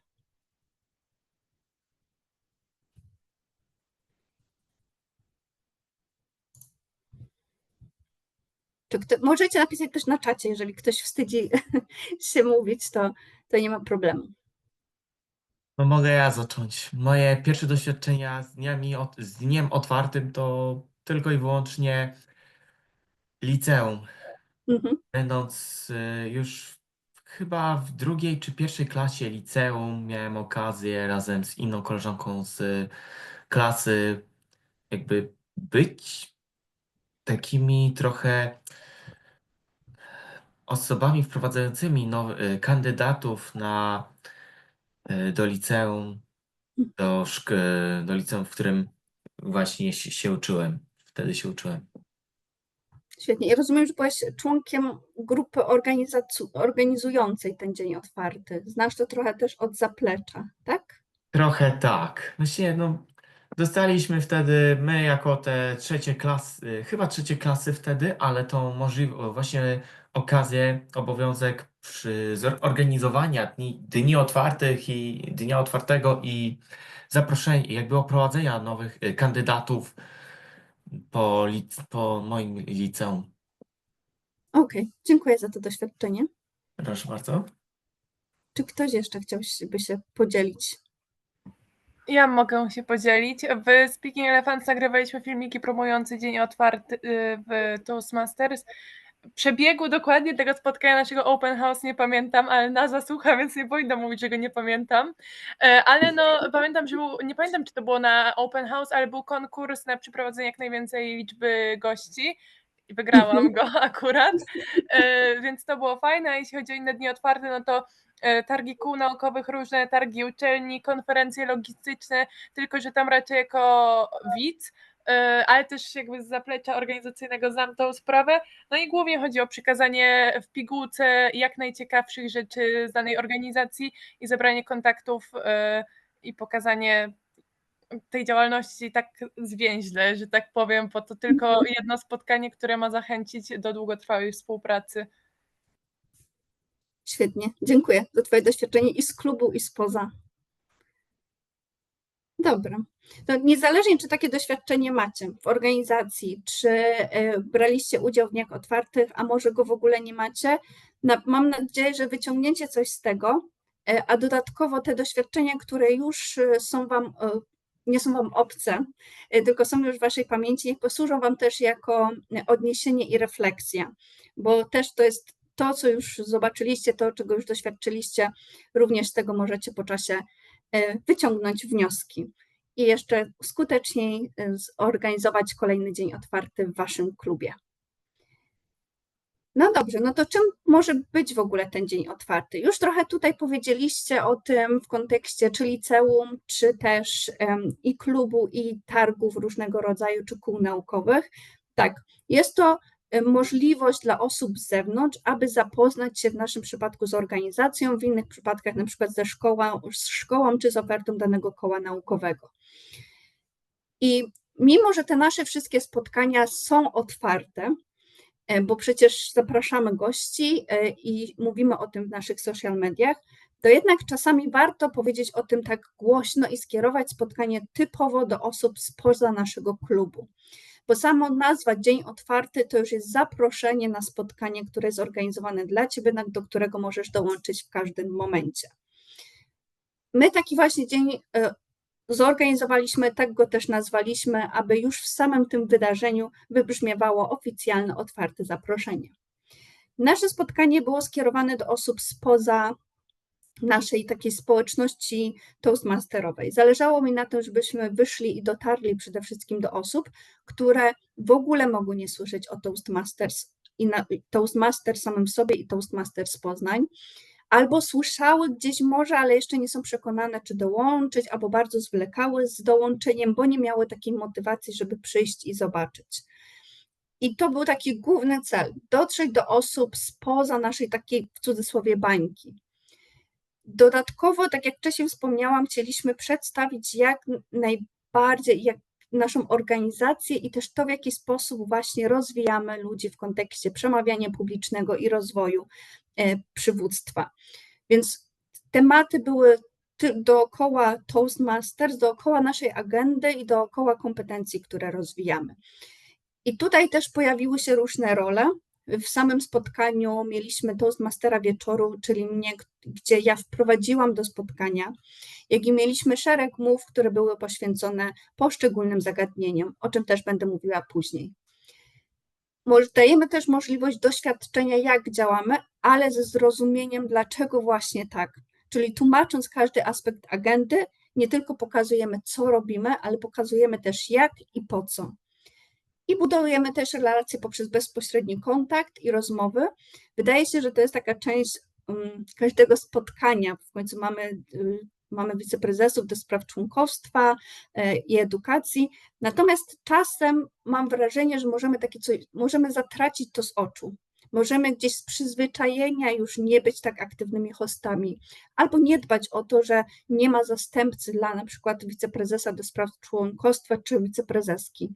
Dlatego to spotkanie tym bardziej, kiedy jest takie tematyczne, pozwala wokół niego zgromadzić i zaangażować osoby z naszego klubu, które będą pełnić rolę takich hostów i będą budować relacje z nowymi osobami. No i też to na pewno ma znaczenie marketingowe. Budujemy świadomość naszej lokalnej, miejscowej społeczności i mówimy też i w internecie, i na spotkaniach, mówimy o korzyściach z dołączenia do naszego klubu. No dobrze, to zanim przejdziemy do jak zaplanować dzień otwarty, czy macie jakieś pytania na ten moment? Nie ma. Okej. To przejdźmy dalej. W takim razie, jak zaplanować takie spotkanie? Tak, przedstawię Wam taką piramidę, na której która zaczyna się od fundamentu. Fundamentu nie do spotkania, ale naszego klubu, czyli strategii, albo jak możemy to nazwać, chyba tak jest nazwane, planem sukcesu klubu. No, jeżeli się pomylę gdzieś w nomenklaturze, to proszę popraw mnie.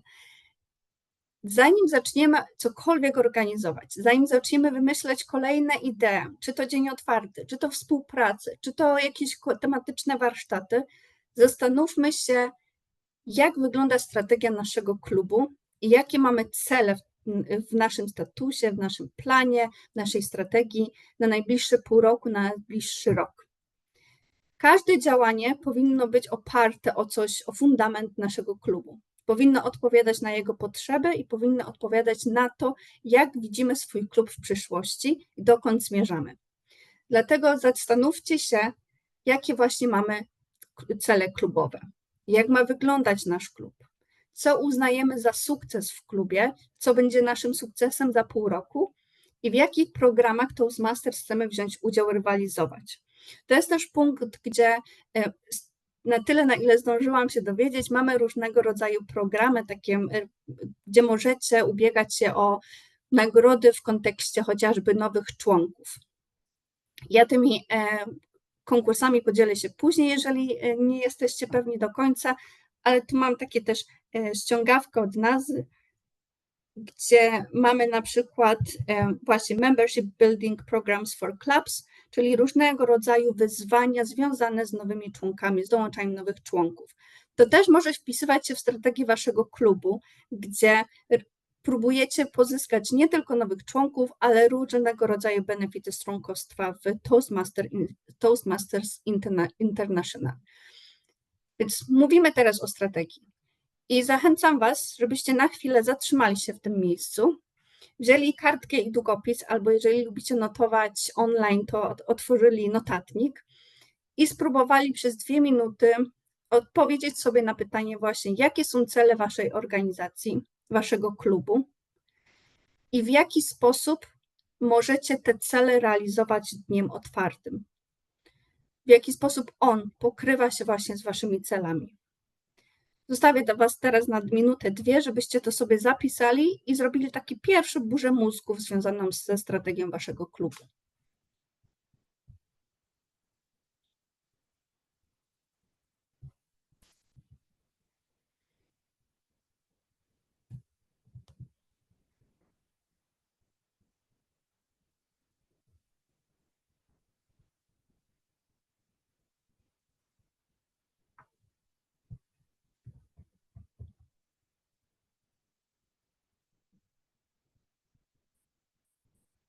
Jeżeli chcecie się też czymś podzielić albo macie tutaj pytania, to też śmiało zapraszam do dyskusji.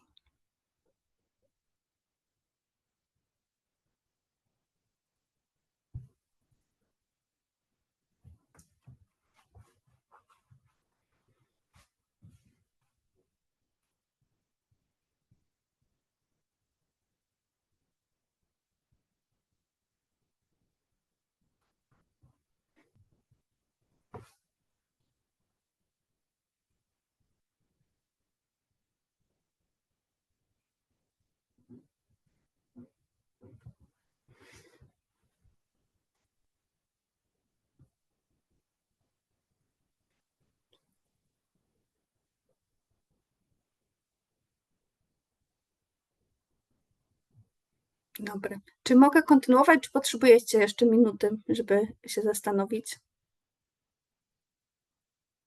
Prosiłabym o jakąś reakcję. Możesz dalej chyba. Super. Dzięki. Dzięki, Grzegorz. To idziemy dalej w naszej piramidzie. Kolejną rzeczą, która wyrasta na kanwie tak naprawdę strategii i powinna z niej wynikać, to są właśnie te cele spotkania, o których już po części mówiłam, ale naszego dnia otwartego, czyli jeżeli decydujemy się już na dzień otwarty, to co on ma zrobić?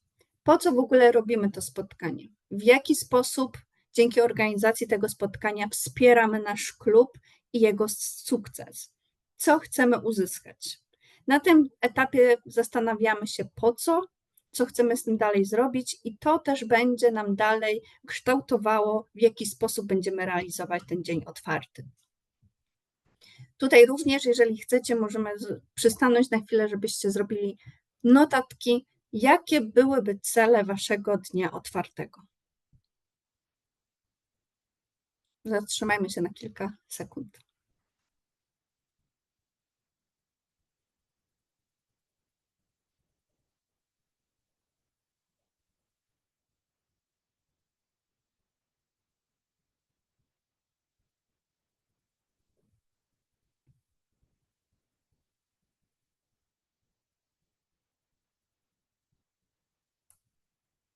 Ok, to przejdźmy do drugiego ważnego elementu wynikającego ze strategii, ale również niezbędnego do zaplanowania skutecznego działania.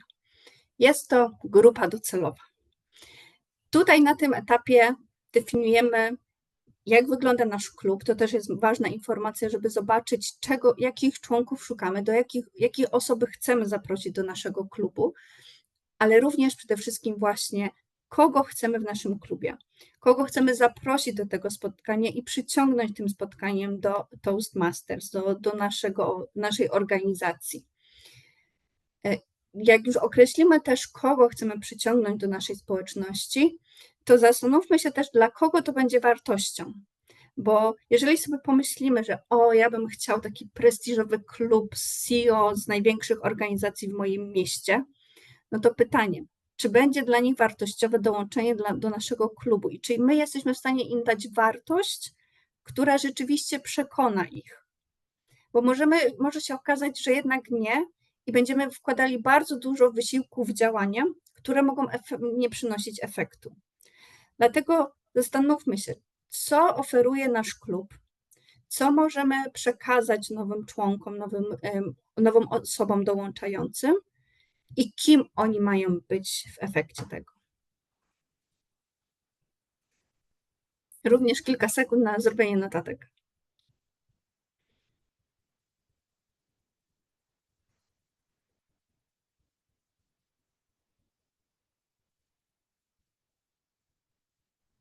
Czy ja się tutaj mogę wtrącić na chwilę? Jasne, śmiało. Bo ja tak właśnie zaczęłam myśleć, znaczy, z tego, co jakby ja rozumiem i pamiętam z naszych dyskusji nad strategią klubu, nam w tej chwili zależy na tym, bo mamy dużo członków, którzy jakby lubią przychodzić na spotkania, ale jakby w ogóle się nie angażują w sensie takim, żeby tam robić te pathways i żeby przechodzić na wyższe poziomy i tak dalej.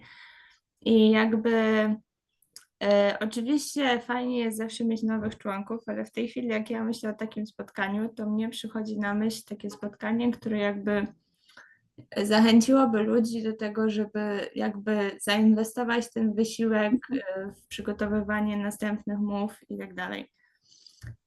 No i dlatego tą grupą docelową w tym przypadku byliby ci obecni klubowicze, którzy tak lubią nas, ale tak bez szału. I tak się właśnie zastanawiam, jakby czy ty byś miała jakieś rady w tej kwestii albo coś byś mogła podpowiedzieć, jak jakby zaangażować, jak im pokazać to, jaką to daje wartość. Jakby. Tak, cieszę się, że rzeczywiście zastanowiłaś się, jaki jest cel waszego klubu i jednocześnie kim jest grupa docelowa, bo zdecydowanie wydaje mi się, że taką formę eventu jak najbardziej można skierować też do naszych członków, do klubowiczów, przedstawiając im konkretne zagadnienia, które odpowiadają właśnie wyzwaniom, z którymi się mierzycie. Czyli jak dobrze zrozumiałam, macie członków, ale oni przychodzą na spotkania, są mniej lub bardziej aktywni, raczej mniej i nie są zaangażowani w realizację mów, w realizację swoich ścieżek rozwoju. Czy dobrze zrozumiałam? Tak, znaczy ja włączyłam kamerę, u mnie jest trochę ciemno, ale coś tam widać. Tak, znaczy właśnie na przykład przychodzą i na przykład bardzo lubią table topics, w sensie tak to się mówi, improwizowane, tak? Tak. I lubią w tym brać udział i się bardzo z tego cieszą i też jakąś rolę wziąć na spotkaniu, to nie ma problemu, ale na przykład właśnie są od roku w klubie i nie powiedzieli ani jednej przygotowanej mowy, nie? Takich mamy delikwentów na przykład, nie? Mamy takich, co są od paru lat w klubie i nie wybrali ścieżki. Także to jest, znaczy ja jestem w klubie korporacyjnym, co może wiele wyjaśnia, tak, bo firma płaci, tak, ale to chodzi o to, że jakby my się cieszymy bardzo, nie, że oni przychodzą i w ogóle fajnie, nie, tylko jakby jak ich trochę bardziej zaktywizować, żeby oni się rozwijali, bo wtedy też i klub się rozwija, bo ja widzę po sobie, że jak się człowiek zmusi, żeby zrobić 1 czy 2 te mowy i rzeczywiście idzie tam przez to pathways, to jakby no to jest zupełnie co inna historia, tak? I też jest człowiek bardziej zaangażowany i też więcej chce i jakby też się klub rozwija. No i dlatego ja się zastanawiam, jakich. Tak jak Jerzy odpowiedział, to jest propozycja na zupełnie inny temat. I tak i nie.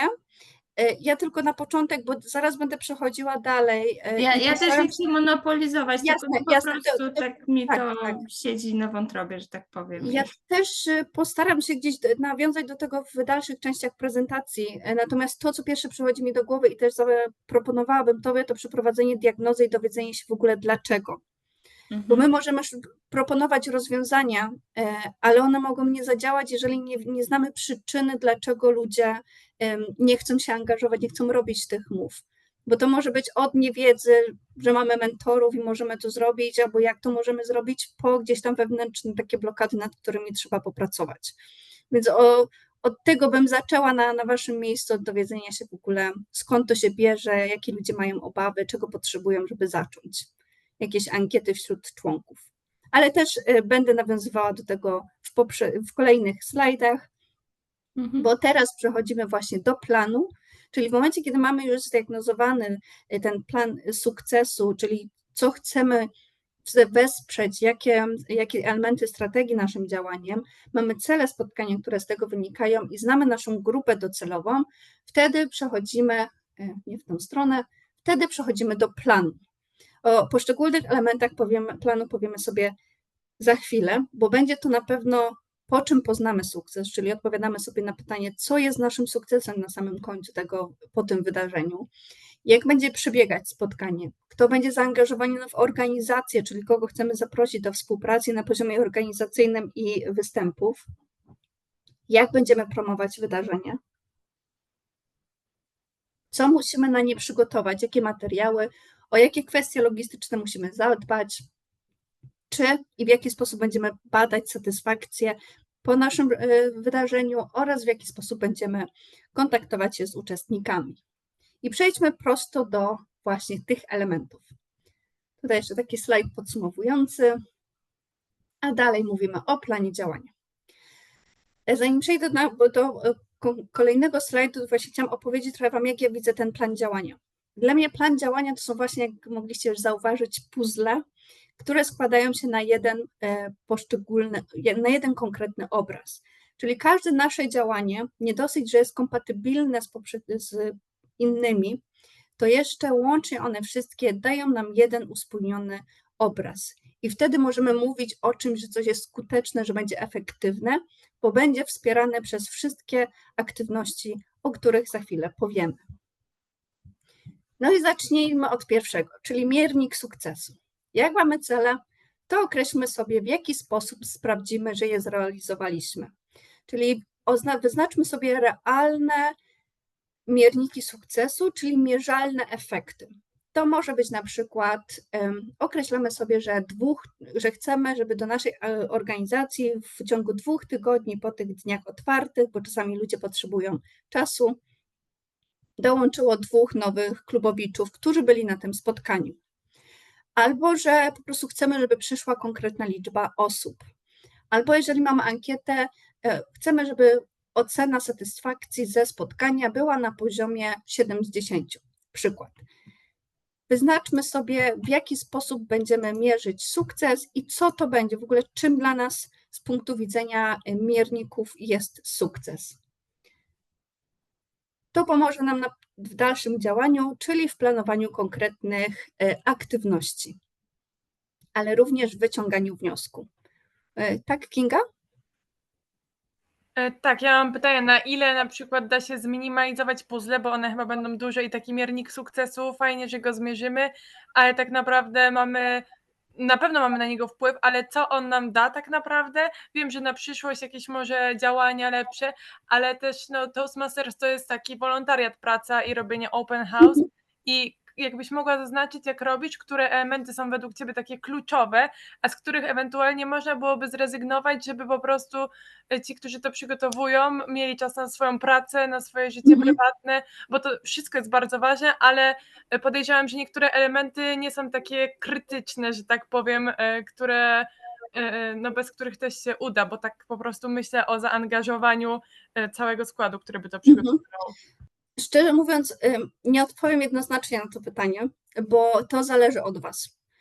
To jeżeli czujesz, że nie macie przestrzeni, żeby zrobić wszystko, to od Was zależy, które z tych elementów będą dla Was kluczowe, bo dla jednych może być kluczowa promocja, dla innych może być to, żeby mierzyć, bo ktoś lubi analitykę danych i chce opierać się na danych i konkretnych liczbach. Więc bardzo tutaj jednak zachęcam, żeby nawet na minimalnym poziomie, bo to nie musi być tak, że to nie chodzi też o to, żebyście wykatowali się po zorganizowanym wydarzeniu, że o Jezu, nie udało nam się tych 10 członków przyjąć. Po pierwsze, mierniki powinny być adekwatne i realistyczne, a po drugie, to one też są po to, żeby wyciągać wnioski, że jeżeli nie udało nam się osiągnąć czegoś, to dlaczego? Czy to było nierealistyczne? Czy może jednak gdzieś któreś działanie mogliśmy zrobić inaczej? Czy może jednak nie trafiliśmy do naszej grupy odbiorców? Ja bym jednak nie spychała tego na jakiś margines, bo dane potrafią też bardzo dużo nam powiedzieć, szczególnie w perspektywie czasu. Ale postaram się, mierniki mogą być, nie muszą, jeżeli ktoś bardziej to robi z perspektywy też bardziej idei, czy też budowania świadomości. Idąc dalej, mamy przebieg spotkania. To już jest kluczowy element, o którym powinniśmy na pewno zadbać i którego nie powinno zabraknąć. Przebieg spotkania, czyli o czym chcemy powiedzieć, jakie informacje o klubie oraz Toastmasters chcemy przekazać. I tutaj to już mocno opieramy na tym, jaka jest nasza grupa docelowa, a także jaki problem naszej grupy docelowej rozwiązujemy byciem w klubie Toastmasters. Czyli w zależności od tego, czy mówimy do menadżerów, czy mówimy do studentów, czy mówimy, może klub jakiś skierowany typowo do kobiet, mówimy do kobiet, które się rozwijają, będziemy używać trochę innego języka korzyści, mówiąc o naszym klubie. Na co innego będziemy kładli nacisk. Dla studentów mogą to być rozwój umiejętności leadershipowych, bo oni też mogą też chcieć rozwijać się w tym kierunku. Podobnie dla menadżerów, ale z innym naciskiem. Dla studentów to będzie mówienie, zdobywasz doświadczenie zawodowe, które może być wyróżnikiem na rynku. Dla menadżerów mówimy, uczysz się skuteczniejszego zarządzania zespołem i komunikacji z Twoim zespołem. Te informacje często będą podobne, ale przekazane w inny sposób. Mówimy też tutaj o tym, dlaczego w ogóle warto do nas dołączyć, czyli znowu mówimy językiem korzyści, ale w odniesieniu do konkretnych grup docelowych. Zastanawiamy się, jaka będzie forma spotkania. Czy to będą standardowe spotkania z 3 mowami, czy to będzie może jakiś panel dyskusyjny, czy zaprosimy kogoś z zewnątrz, naszego alumna, zabrakło mi słowa, alumna, który powiedzmy odniósł teraz sukces łącznie i zawdzięcza go, albo też uważa, że Toastmasters miał dla niego bardzo duże znaczenie i chcemy podzielić się jego historią sukcesu. Tutaj również zastanawiamy się, kto będzie też osobą, którą chcemy zaprosić na poszczególne role czy mowy. I podzielę się tutaj krótko doświadczeniem z Toastmasters, które ja zorganizowałam.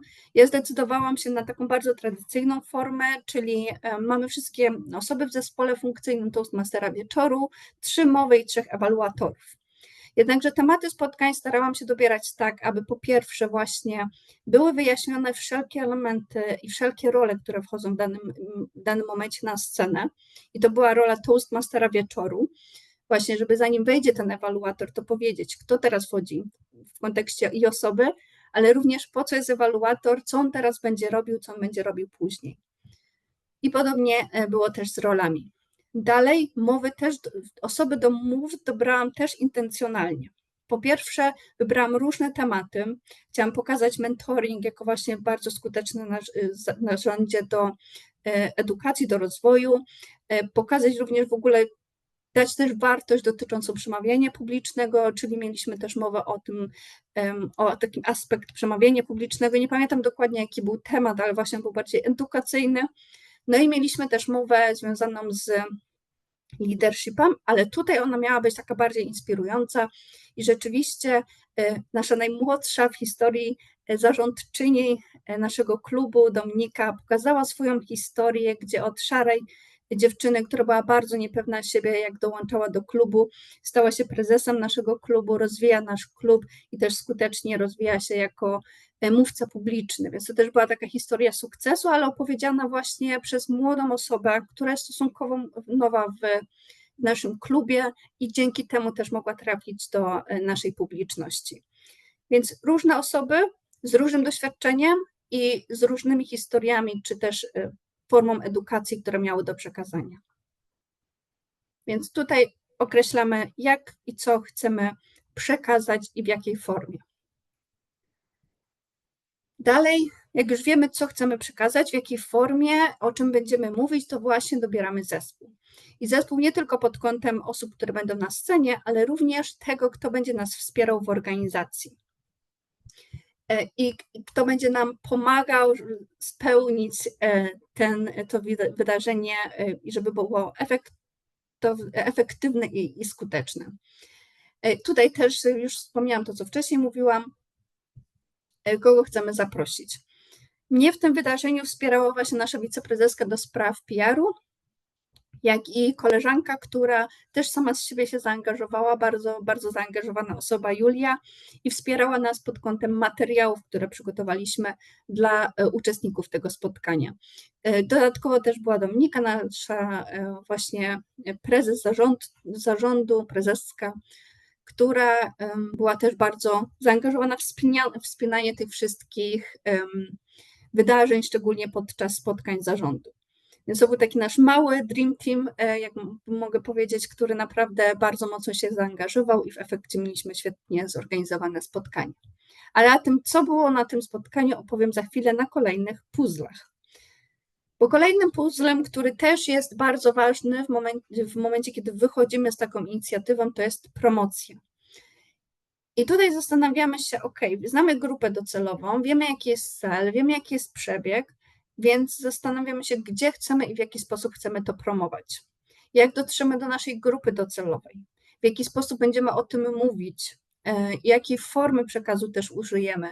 Czy to są osoby, które raczej korzystają jeszcze z tradycyjnych mediów społecznościowych, wystarczy im post, wydarzenie na Facebooku, kilka informacji, którymi się podzielimy, a może to forma wideo gdzieś na TikToku, w innych źródłach, żeby trafić do młodszych osób i je zainteresować. Odpowiadamy sobie na te wszystkie pytania i tworzymy właśnie plan działań, które będą nas wspierać w realizacji, w promocji tego wydarzenia. Również tutaj rozważamy, czy mamy środki na działania promocyjne płatne, czy też nie. I tutaj mogę też podpowiedzieć, w jaki sposób można ewentualnie pozyskać środki na chociażby działania marketingowe, czy inne działania związane z organizacją takiego dnia. A dokładnie można pozyskać z Toastmasters International. Nasza organizacja 2 razy w roku można się zgłosić do niej po dofinansowanie takiego dnia otwartego i wtedy otrzymać 50 euro dodatkowych finansów na to, żeby zorganizować taki dzień, które między innymi można właśnie wykorzystać na działania promocyjne. No i jak mamy już działania promocyjne, to właśnie tutaj zastanawiamy się też nad materiałami, które już wcześniej wspomniałam, wideo, posty, o czym będziemy pisać te posty, jak będziemy promować również naszych prelegentów, czy chcemy ich promować, ale także co przygotujemy na samo wydarzenie. I my tutaj mieliśmy przygotowane broszury informacyjne, takie bardzo proste o tym, czym jest Toastmasters, jak się rozwijamy, krótko bardzo o programie mentoringowym oraz również o innych klubach, bo chciałam, żeby również wybrzmiało, że mamy inne kluby w Poznaniu, które przekazaliśmy naszym uczestnikom i także do teraz dzielimy się nimi, kiedy przychodzą nowi członkowie, nowe osoby na nasze spotkania, więc jest to materiał, który cały czas wykorzystujemy. Tak, Kinga? Ja bym chciała zapytać technicznie, jak to wyglądało, gdzie wy się promowaliście, bo domyślam się, że wasze spotkanie było sukcesem, więc ciekawi mnie, gdzie tak naprawdę tę promocję głównie zrobiliście. O, dzięki, że pytasz. To u nas grupą docelową, którą sobie opisaliśmy na początku, byli i studenci, bo gdzieś następuje u nas w klubie zmiana pokoleń, dlatego jedno to właśnie menadżerowie i osoby z korporacji, które nadal bardzo dużo wartości przynoszą do organizacji i są bardzo inspirujące pod kątem merytorycznym, jak i zapraszamy bardzo często studentów ze względu na to, że oni też są bardzo zaangażowani i widzimy też dużą wartość, którą możemy dać im w ich rozwoju i z perspektywy przemawiania publicznego i z perspektywy chociażby organizowania takich dni jak ten. I żeby dotrzeć przede wszystkim do menadżerów, to promowaliśmy się, mieliśmy wydarzenie na Facebooku, regularnie wrzucaliśmy posty związane z tym, czym jest przemawianie publiczne i promowaliśmy naszych prelegentów. Dawaliśmy już taki trochę merytoryczną wiedzę o tym, czego mogą się dowiedzieć na spotkaniu, jak i później udostępnialiśmy to wydarzenie i zapraszaliśmy na różnych grupach takich korporacyjno-biznesowych w Poznaniu na Facebooku. Natomiast jeżeli chodzi o studentów, to przede wszystkim kontaktowaliśmy się przez uczelnię, współpracujemy z WSB, więc na przykład do studentów na WSB był wysłany specjalny newsletter z zaproszeniem na takie wydarzenie. Więc tam już był bardziej taki direct message do nich i do konkretnej grupy też studentów z tego uniwersytetu. Natomiast to, co moglibyśmy tutaj jeszcze zrobić, to na pewno jakieś forma wideo promocji, która byłaby bardziej przystępna chociażby na TikToku, nie na TikToku, bo TikToka nie mamy, na Instagramie i również trafiłaby być może do trochę szerszego grona tych młodszych odbiorców. Okej, dziękuję.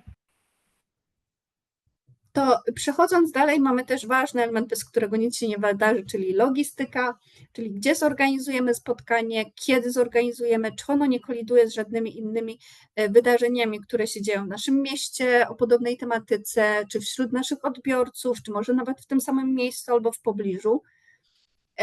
Czy co potrzebujemy, aby je zorganizować? I pamiętając tutaj o naszych materiałach, czyli o banerze, o na przykład drogowskazach, takie podstawowa rzecz jak drogowskazy gdzieś umieszczone na wejściu do budynku, a później koło sali, które pokażą, gdzie iść, jak trafić do sali, czy zapewniamy dodatkowy catering oraz czy jak chcemy zadbać o utrzymanie kontaktu z nowymi gośćmi. Co mam na myśli tutaj przez to pytanie? Już tak niepopularną formą, ale kiedyś była popularna, była tak zwana księga gości, gdzie każdy nowy gość mógł zostawić albo został poproszony, żeby zostawić do siebie kontakt, imię, nazwisko, adres e-mail. Trochę to umknęło już w naszym klubie, już nie ma tej tradycji, natomiast uważam, że w momencie, kiedy organizujemy typowo wydarzenie dla nowych gości, dla osób, które mogą dowiedzieć się czegoś o naszej organizacji, zachęcam do tego, żeby jednak mieć coś podobnego, czyli zebrać dane, zebrać informacje o uczestnikach tego spotkania, oczywiście za ich zgodą, wraz ze zgodą na kontakt i też wysłać taką wiadomość z follow-upem po tym wydarzeniu, która jednak zostanie im w pamięci, być może po zobaczeniu tego maila przypomną sobie o nas albo po prostu wyrażą chęć dołączenia. Czyli kontaktujemy się i zastanawiamy się, jak chcemy o ten kontakt zadbać. Ewaluacja, czyli właśnie tutaj, jak już mieliśmy te mierniki sukcesu, zastanawiamy się, czy chcemy uzyskać feedback jak od naszych uczestników. To jest jeszcze ewaluacja taka od gości, nie nasza samodzielna.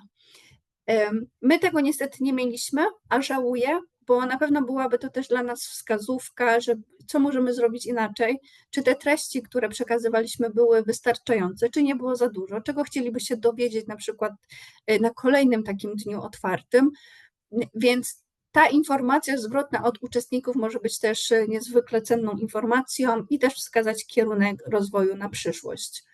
Jeżeli już chcemy pytać, to o co chcemy pytać, na jakich informacjach nam zależy i też w jakiej formie. Czy to będzie forma ankiety, czy to będzie na przykład online, czy to będzie na przykład forma papierowej ankiety i tym samym w zasadzie każdy, kto ją od razu dostanie, nie jest zmuszony ją wypełnić. Ja zachęcam pytać o satysfakcję, o to, o konkretne pytania do Waszych celów, czyli jeżeli chcecie podzielić się konkretną wiedzą, albo Waszym celem, jak w naszym przypadku, jest budowanie świadomości i budowanie zrozumienia, to zadawać pytania, które odpowiedzą na to, czy rzeczywiście uczestnicy zrozumieli agendę naszego spotkania, dlaczego poszczególne czynności się dzieją na scenie i wiedzą więcej o Toastmasters. No i ostatnie, ale nie mniej ważne, to jest właśnie follow-up. Jeżeli mówimy tutaj o takim kładzieniu nacisku na to, co jest ważne, co jest mniej ważne, można powiedzieć, że to jest mniej ważne, ale nadal ważne. Czyli nadal warto zadbać o ten aspekt. Właśnie skontaktowanie się ponowne z osobami, które uczestniczyły w spotkaniu. Zadbanie o to, żeby zebrać od nich te adresy e-mail, żeby zbudować relacje podczas spotkania, a następnie przesłać im podsumowanie takiego spotkania łącznie z prezentacją, z materiałami, które mamy przygotowane, żeby promować nasz klub. Dodatkowo, jeżeli na przykład macie jakieś newslettery, my niestety nie mamy, ale jeżeli bym miała, to bym tak zrobiła, również na przykład wysłać zaproszenie do newslettera, żeby osoby, które były na spotkaniu, mogły się do niego dopisać. No i to jest plan, elementy planu, które ja sugeruję Wam, żebyście zadbali o to, czyli mierniki sukcesu, co chcemy osiągnąć i co jest dla nas tym sukcesem, mierzalnym sukcesem, przebieg spotkania, czyli jego forma i poszczególne elementy, z kim chcemy współpracować, kogo chcemy zaprosić, promocje i materiały promocyjne, kwestie logistyczne, jak czas, miejsce, catering, dodatkowe materiały i przyrządy, o które musimy zadbać, ewaluacja od uczestników, czyli czy będziemy zbierać ankiety i z czego chcemy się z nich dowiedzieć, oraz follow-up, czyli jak skontaktujemy się z uczestnikami po spotkaniu. I teraz trochę opowiedziałam Wam, jak to wyglądało podczas naszych dni, na czym się skupiliśmy i też jakie wnioski wyciągnęłam z tego spotkania i to jest to, o czym chciałabym Wam powiedzieć na koniec. Bo zbierając moje doświadczenie z innych wydarzeń, które organizowałam, i z tego dnia otwartego, które również przebiegł u nas w klubie, mam kilka wniosków, które chciałabym jeszcze Wam przekazać. Po pierwsze, to jest też taki wniosek, który bardzo mocno wpoiłam sobie w pracę, realizując różnego rodzaju projekty, być może nie wydarzenia, ale właśnie rozwojowe. Cele, żeby był sukces projektu i żeby on miał sens i przynosił wymierne korzyści dla każdego, i dla osób organizujących, i dla organizacji, i dla uczestników. Cele powinny być spójne ze strategią i planem sukcesu w tym wypadku. Czyli wychodzimy od tego, czego organizacja potrzebuje i właśnie następnie odpowiadamy sobie na pytanie, w jaki sposób możemy to zrealizować, w jaki sposób taki dzień otwarty, jeżeli przyjdzie nam pomysł do głowy, żeby go przygotować, będzie wspierał nasze cele i naszą wizję naszego klubu w przyszłości. My mieliśmy cele i grupę docelową na początku, natomiast nie zajrzałam do naszego planu strategii i dla mnie osobiście to trochę brakuje mi tego, bo na końcu też osobiście niestety nie wyznaczyłam mierników sukcesu, czego bardzo żałuję, bo miałabym mierzalne dane, które nawet Wam mogłabym w tym momencie przedstawić albo porównać przy kolejnym takim działaniu. No i właśnie, adekwatne i realne mierniki sukcesu. Chociaż wydaje się to mało ważne z perspektywy całego dużego przedsięwzięcia, to jednak właśnie te mierniki sukcesu, a raczej po prostu mierzalne dane, które możemy sprawdzić, powiedzą nam, co możemy usprawnić, co możemy zrobić inaczej i czy udało nam się osiągnąć nasz cel. Bo to, że ich nie osiągniemy, to nie znaczy, że zrobiliśmy coś źle i że nie było sukcesu. Być może źle to nazwałam, ale chciałabym, żeby to wybrzmiało. To, że nie osiągniemy konkretnego miernika i wskaźnika, który sobie wyznaczymy, nie znaczy, że nasze spotkanie nie było sukcesem. Bo to jest wciąż wartościowe doświadczenie i dla nas, i dla osób, które biorą w tym udział z perspektywy organizacyjnej, i dla mówców, którzy występują przed zupełnie nową publicznością, a może przede wszystkim dla osób, które dołączają. Więc jest to wartość, ogromna wartość i warto wyciągnąć z tego doświadczenia wnioski, a na pewno pomogą nam w tym konkretne wskaźniki, które sobie wypracujemy i niech one będą adekwatne i realny do osiągnięcia. Jasna i zrozumiała wizja spotkania i przebieg to jest coś, co na pewno mi bardzo pomogło, chociażby w aspekcie budowania mów i tematów mów. Bo w momencie, kiedy wiedziałam, co chcę osiągnąć, jak chcę osiągnąć i o czym chcemy mówić, wiedziałam, jak skoordynować mowy poszczególnych mówców. Powiedziałam im, ten temat będzie poruszony przez inną mówczynię, proszę nie poruszaj tych zagadnień, bo będziemy powtarzać się. Więc bardzo mocno zadbałam o to, żeby treści były unikatowe, żeby bardziej były ze sobą połączone niż się wzajemnie wykluczały czy wzajemnie pokrywały i żeby dały spójny obraz tego, co robimy w klubie Toastmasters. Budowanie świadomości wymaga czasu i zaangażowania. Nie od razu pierwszy open house nie będzie wielkim sukcesem i nie przyciągnie mnóstwo ludzi. To jest jak z organizacją nowych meetupów w waszym mieście albo nawet z otwieraniem nowego miejsca czy z własną firmą. Najpierw tworzymy świadomość i pomału zachęcamy osoby do tego, żeby przychodziły. Czasem niektórzy potrzebują więcej czasu i słyszeć więcej dni otwartych w Toastmasters, aby finalnie przekonać się i przyjść na wasze spotkanie. Dlatego realne działania będą tutaj na pewno gwarantem sukcesu w perspektywie czasu. No i wyciąganie wniosków i usprawnień z ewaluacji od uczestników, jak i własnych refleksji na temat tego spotkania. Wyciągnięcie je nie tylko przy dniach otwartych, ale również przy wszelkich innych inicjatywach, które organizujecie. No i tak, i to już wszystko ode mnie. Dziękuję wam bardzo za ten czas i jestem otwarta teraz na wasze pytania i wnioski. Aniu, też zachęcam cię do kontaktu ze mną, może na LinkedInie, to wtedy będziemy mogły bardziej pochylić się też nad tym tematem i te treści przełożyć trochę bardziej na twoje wyzwania w klubie Toastmasters.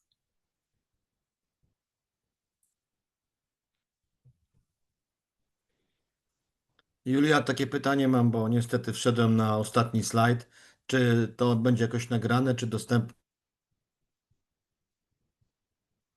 Tak, Adam, będzie nagrywamy dzisiejsze spotkanie, będzie udostępniane. Gdyż nie mogłem być, bo jednocześnie miałem inne spotkania, chciałem być i tu się nie da w dwóch miejscach być. Dziękuję bardzo, że będzie. Będzie. Prezentację też mam nadzieję będziemy mogli udostępnić, więc może ona wam posłuży za takie karty pracy. Mam pytanie o to, ile mieliśmy gości, ilu dołączyło do klubu. Niestety z pamięci teraz dokładnie nie powiem, a właśnie a propos tego, ilu dołączyło do klubu, właśnie przez to, że niektórych rzeczy, o których tutaj mówiłam, zabrakło, dlatego na nie położyłam większy nacisk, nie jestem w stanie odpowiedzieć na to pytanie. Bo po pierwsze, niestety właśnie nie zbieraliśmy danych od uczestników, a po drugie gdzieś tam później ten proces ewentualnego dołączania czy takich follow-upów, tego też do końca nie było, więc zachęcam was, żebyście jednak śledzili i właśnie jak już bym powiedziała, to podejrzewam, że to nie więcej niż 2 osoby. Dlatego myślę, że było około 10 z nowych gości, takich nowych, czyli nie te, które przyszły po raz drugi, na przykład po dłuższym czasie, tylko z nowych gości, ale tak jakby dołączyło to maksymalnie 2 na tyle, na ile jeszcze gdzieś twarzy kojarzę. Mnie by interesowały takie właśnie techniczne, typu te broszury, które zrobiliście, tak? To by mnie interesowało chociażby, jak one wyglądały, bo widzę, że masz bardzo ładną toastmasterową prezentację, to nawet takie broszury, nie to, że zrobić plagiat, ale troszkę się powzorować, bo zakładam, że są fajne. Tak, z takich technicznych aspektów. To i może ta agenda spotkania, tak jak to zrobiłaś, że ona była ciekawa, to może, tak się przydadzą chociażby te, jakbyś mogła podesłać na LinkedInie, albo coś, ja wysłałam ci zaproszenie, te tematy mów, że one były takie zachęcające. Wiem, że tutaj mówcy na pewno by wybrali idealne, ale fajnie też widzieć coś, co było sukcesem, żeby się opierać jakoś. Jasne, to broszurę, jeżeli ją znajdę w wersji PDF, dołączę może do tej prezentacji, do tego maila, ale tak, jeżeli chodzi o to, jakie tematy były, to też napisz śmiało na LinkedInie, bo też nie chcę teraz zabierać czasu, chyba że więcej osób jest zainteresowanych, to mogę się podzielić. Więc są jeszcze pytania właśnie od Ja Grzegorza. jeszcze ze swojej strony chciałem powiedzieć, że ja dołączyłem po takim demo właśnie i oglądałem zdjęcia z tego demo i na zdjęciu widziałem osoby, które właśnie powiedzmy połowa uczestników, którzy byli, dołączyli czy wcześniej, czy później, ale te demo bardzo, jak jest profesjonalnie zrobione, bardzo przyciąga ludzi, którzy lubią profesjonalizm i takie rozwiązania. A odstrasza ludzi, którzy się boją czegokolwiek zrobić, nie? Ja po takim demo dołączyłem i widziałem, że wiele osób po tym demo też dołączyło, tak jak ja. No, dziękuję za to doświadczenie. Czy mieliśmy opiekunów gości? Tak, mieliśmy 2 osoby, które były hostami i rozmawiały z gośćmi. Otwartego takiego oficjalnego networkingu nie było, natomiast mieliśmy taką przerwę kawową zorganizowaną przez moją koleżankę. Były i ciastka, i były napoje, kawa, herbata, więc też wokół tego gromadzili się ludzie na początku, pierwsze 15 minut przed spotkaniem i chwilę po spotkaniu i w trakcie przerwy i była wymiana właśnie informacji trochę między hostami i nami, kto przyszedł, kto jest nowy i skąd się dowiedział i tak dalej. Identyfikatory my mieliśmy swoje.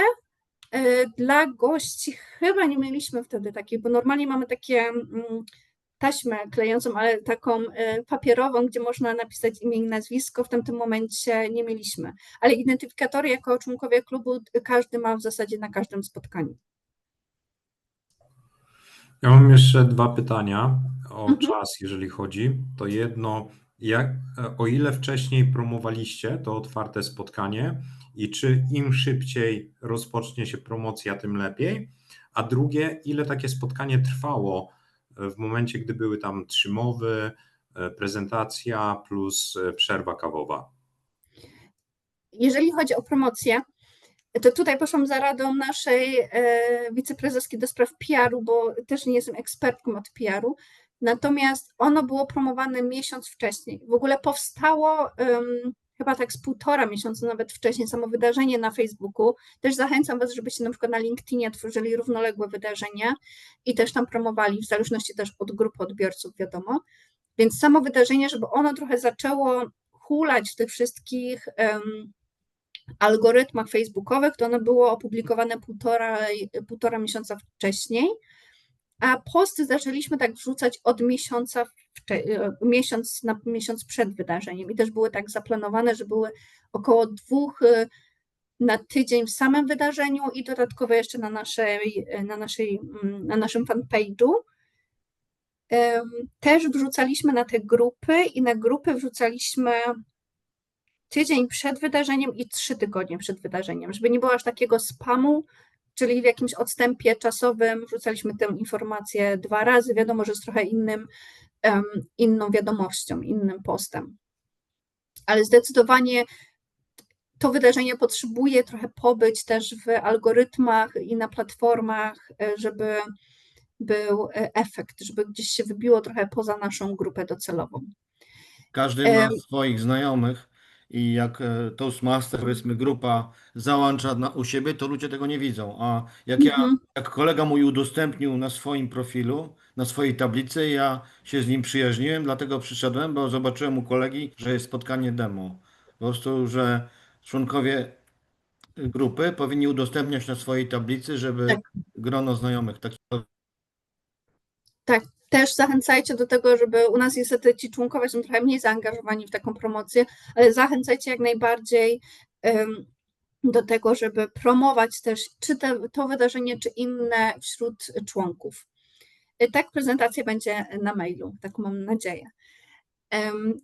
Co jeszcze? Pytałeś jeszcze o czas.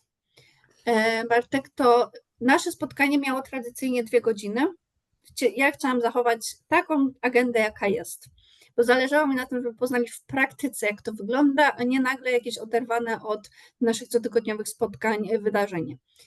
Mieliśmy 3 mowy, mieliśmy gorące pytania w takiej skróconej formie i to, co ja przedstawiałam o Toastmasters, takie wprowadzenie jako Toastmasters wieczoru, to też mieściło się w ramach. To były takie pigułki, które były rozwijane później na mowach, albo też jak osoby przedstawiały swoje role w zespole funkcyjnym. Przepraszam. Więc nie było ono dłuższe, zachowaliśmy te 2 godziny. Okej, a pamiętasz jeszcze, ile funkcji użyliście w trakcie spotkania? Bo pewnie Mogę też agendę nie za poszukać. dużo, żeby nie było przedłużone to spotkanie. Mogę poszukać agendę. Zrezygnowaliśmy z audytora uważności, bo my też mamy audytora uważności na spotkaniach, czyli osobę, która później robi konkurs, zadając pytania o treści związane z wydarzeniem naszym. I to jest funkcja, która zabiera dosyć dużo czasu, więc z tego zrezygnowaliśmy i z porady dnia. A tutaj nie jestem pewna, ale chyba zrezygnowaliśmy też z porady dnia. Więc rzeczywiście tam kilka minut ucięliśmy też na takich funkcjach dodatkowych, natomiast na pewno był chronometrażysta, był ewaluator mowy ciała, był gramatyk, głównoceniający oczywiście, ale bym musiała przypomnieć sobie agendę. Też mogę ją dołączyć po spotkaniu. W sensie do tej prezentacji, bo to jest w sumie oficjalny materiał, albo nie. Muszę sprawdzić, czy mogę dołączyć. Ale mogę też osobno przekazać zespół. Okej, super, dziękuję.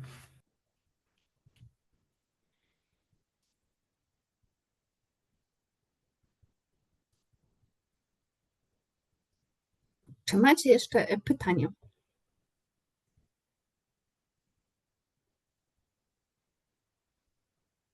To jeszcze ja ostatnie pytanie, jeżeli nikt się nie zgłasza.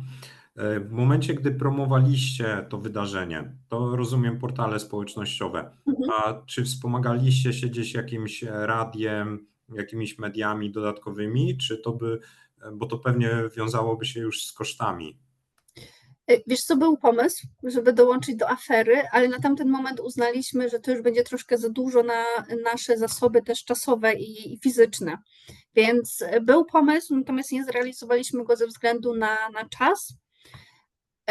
I też trochę obawiałam się, że będzie za dużo osób, bo też wiecie, ramy spotkania Toastmasters i to, ile mamy mów, ile możemy zrealizować, to też daje pewne, według mnie, ograniczenia co do ilości członków w klubie i liczby członków w klubie.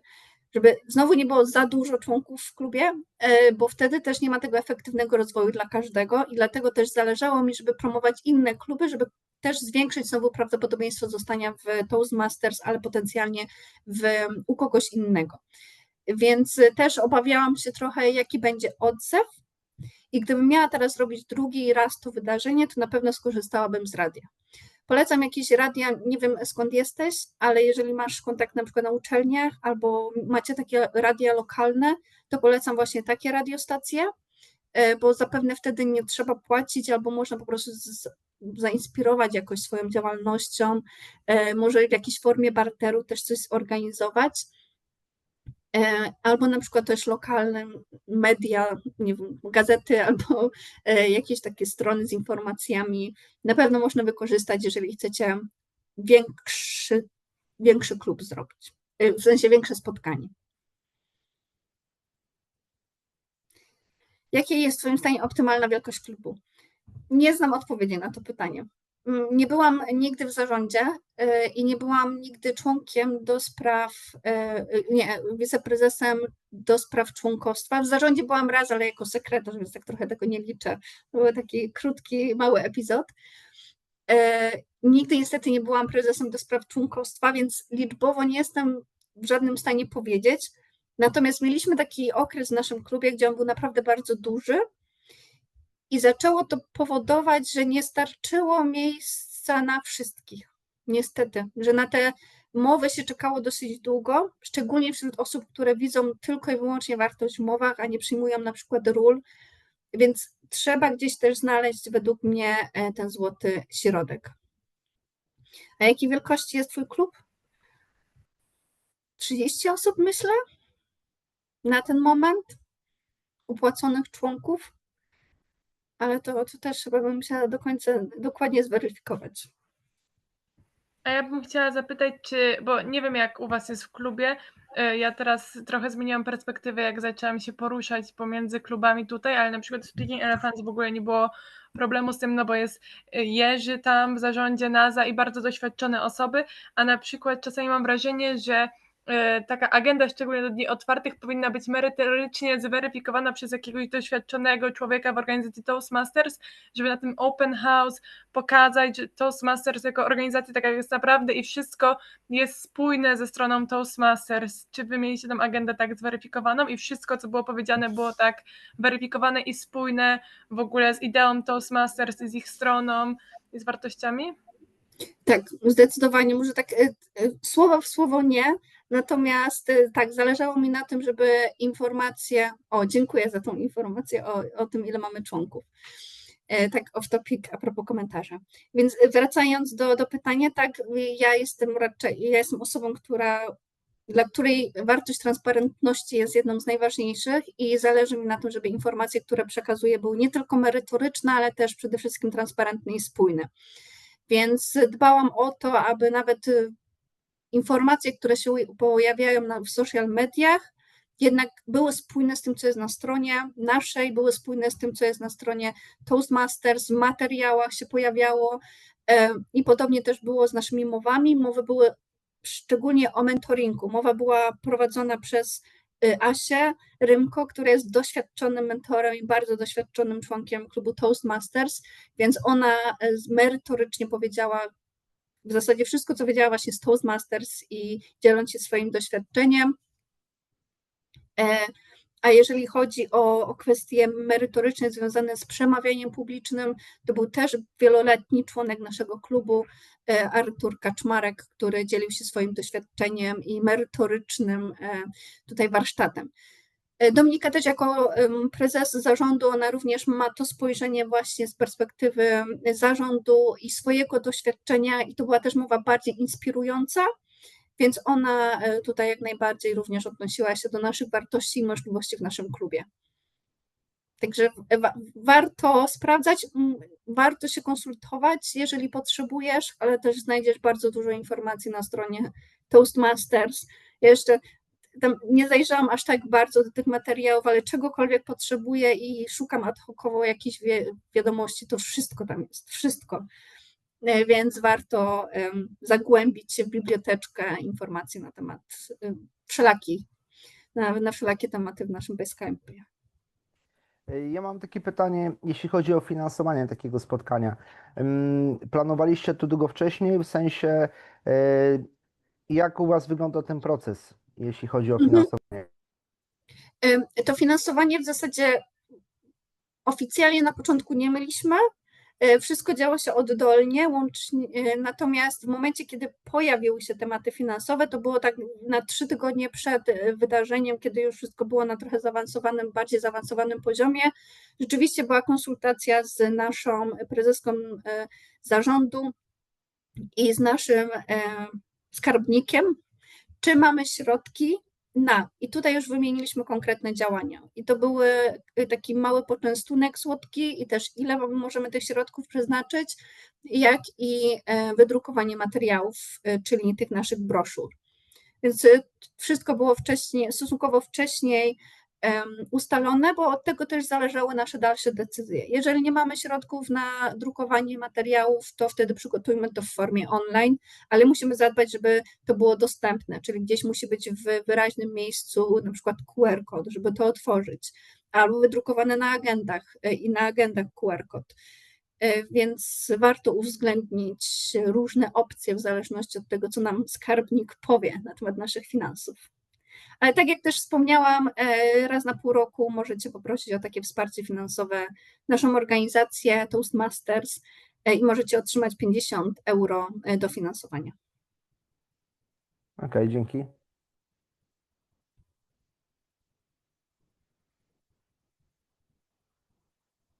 Super. Dziękuję Wam za bardzo liczne pytania.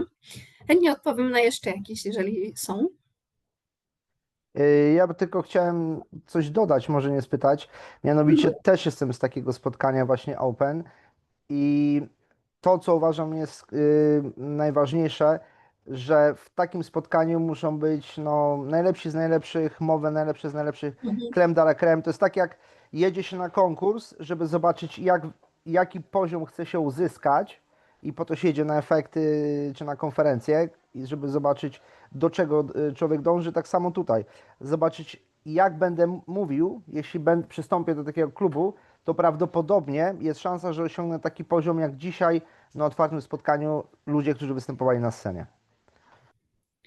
Tak, tylko tutaj dodam, żebyśmy też byli jednak ostrożni z tym wyśrubowanymi ideałami i żeby też pokazać jednak tą ludzką, nieidealną stronę, bo często spotykam się też z takim komentarzem od naszych na przykład członków, że oni czują obawę przed wyjściem na scenie, bo nie mówią tak dobrze jak inni. Jednak występuje gdzieś to porównywanie się, czy ja będę tak dobry, jak ja będę wyglądał na tle kogoś, kto tak mówi, kiedy mamy kilka mów pod rząd. Dlatego też warto oczywiście sięgać po naszych najlepszych mówców i osoby, które bardzo dobrze merytorycznie przygotują swoje treści, ale również po takie osoby jak na przykład u nas była Dominika, która nie ma dużego doświadczenia na scenie, ale zaraża po prostu inspiruje ludzi, zaraża swoim doświadczeniem i swoją autentycznością. I ona pokazuje na swoim idealnym przykładzie, jak w ciągu roku, 2 może człowiek totalnie się zmienić w Toastmasters. Więc warto też sięgać po takie przykłady i osoby, które wydaje nam się są początkujące, ale jednocześnie są świetnym przykładem na to, że nasz klub działa. Czy drukowaliśmy broszury? Tak, dla gości drukowaliśmy broszury. Tak, nasza koleżanka robiła design, oczywiście bazując na tym, co jest dostępne w materiałach toastmasterowych, na naszym Key Visuals, więc żeby to było wszystko spójne. Od razu tylko dodam też, że to nie jest template naszej prezentacji. Kolory są, logo też, ale niestety nie zdążyłam przykleić. Natomiast na takich spotkaniach zdecydowanie warto używać materiałów naszych brandowych.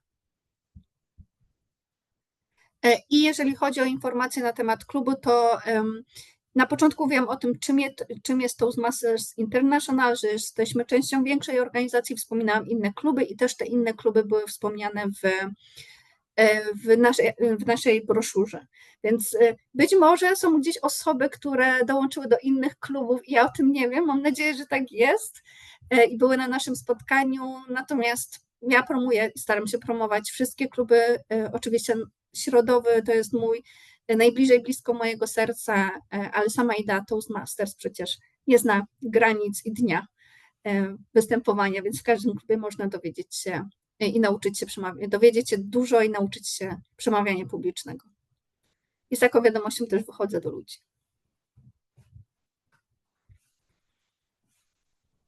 Dziękuję. Świetnie. Muszę przyznać, że bardzo naładowaliście mnie energią tymi pytaniami i odczuwam dużą satysfakcję, że one się pojawiły, bo to znaczy, że interesuje Was ten temat, że jesteście ciekawi tego i że też zrozumieliście, o czym mówiłam, bo pytania też sugerują. Bardzo dużo mówię mówcy o tym, czy prezentacja była czytelna i zrozumiała. Więc dziękuję. Bardzo dziękuję, Julia. Widzę, że jak powiedziałeś, pojawiło się bardzo dużo pytań i Grzegorz Turniak też u nas jest. Zawitał do nas, dowiedzieć się więcej. Ja może dodam ze swojej strony, podczas jak organizowaliśmy Open House, to też za rekomendacją Grzegorza zapraszaliśmy NGO-sy, czyli była taka dedykowana osoba, która dzwoniła albo pisała do NGO-ów i nawet przyszło kilka osób z takich organizacji. Więc to też jest taki sposób, jak są jakieś organizacje gdzieś tam blisko nas, warto do nich też uderzyć, bo to też są swojego rodzaju liderskie organizacje. No i ten konkurs, o którym też Kinga wspomniała, czyli Bring a Friend, tak, przyprowadź się gościa, kolegę czy znajomą, to też taki wewnętrzny konkurs, to też u nas prowadziliśmy, żeby tego konkretnego dnia każdy członek przyprowadził przynajmniej jednego gościa. Oczywiście, że nie każdy będzie chciał, ale zawsze jakaś część osób przyprowadzi.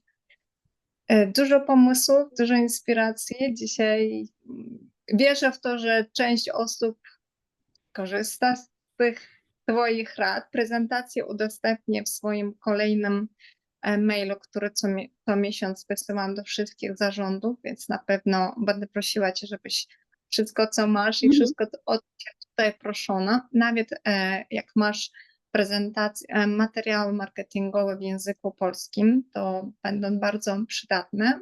Mamy mnóstwo materiałów, ale w języku angielskim. Brakuje nam tych materiałów w języku polskim.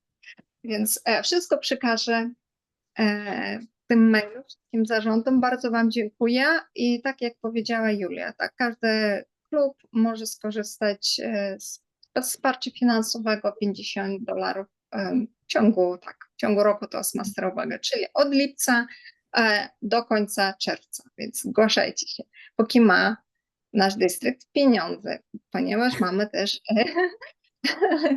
budżet limitowany, więc im szybciej się zgłosicie, tym lepiej dla klubu. Bardzo Ci dziękuję i wszystkim dziękuję za obecność i tak, miłego wieczoru. Również dziękuję za zaproszenie i możliwość podzielenia się doświadczeniem i do zobaczenia na jakichś konferencjach, wydarzeniach albo w naszym klubie. Zapraszamy oczywiście do Poznania. Dzięki wszystkim. Na razie. Dzięki, pa. Dobranoc. Dzięki, papa. Dziękuję, na razie, pa. Świetna robota, dziewczyny. Dzięki bardzo. Cześć.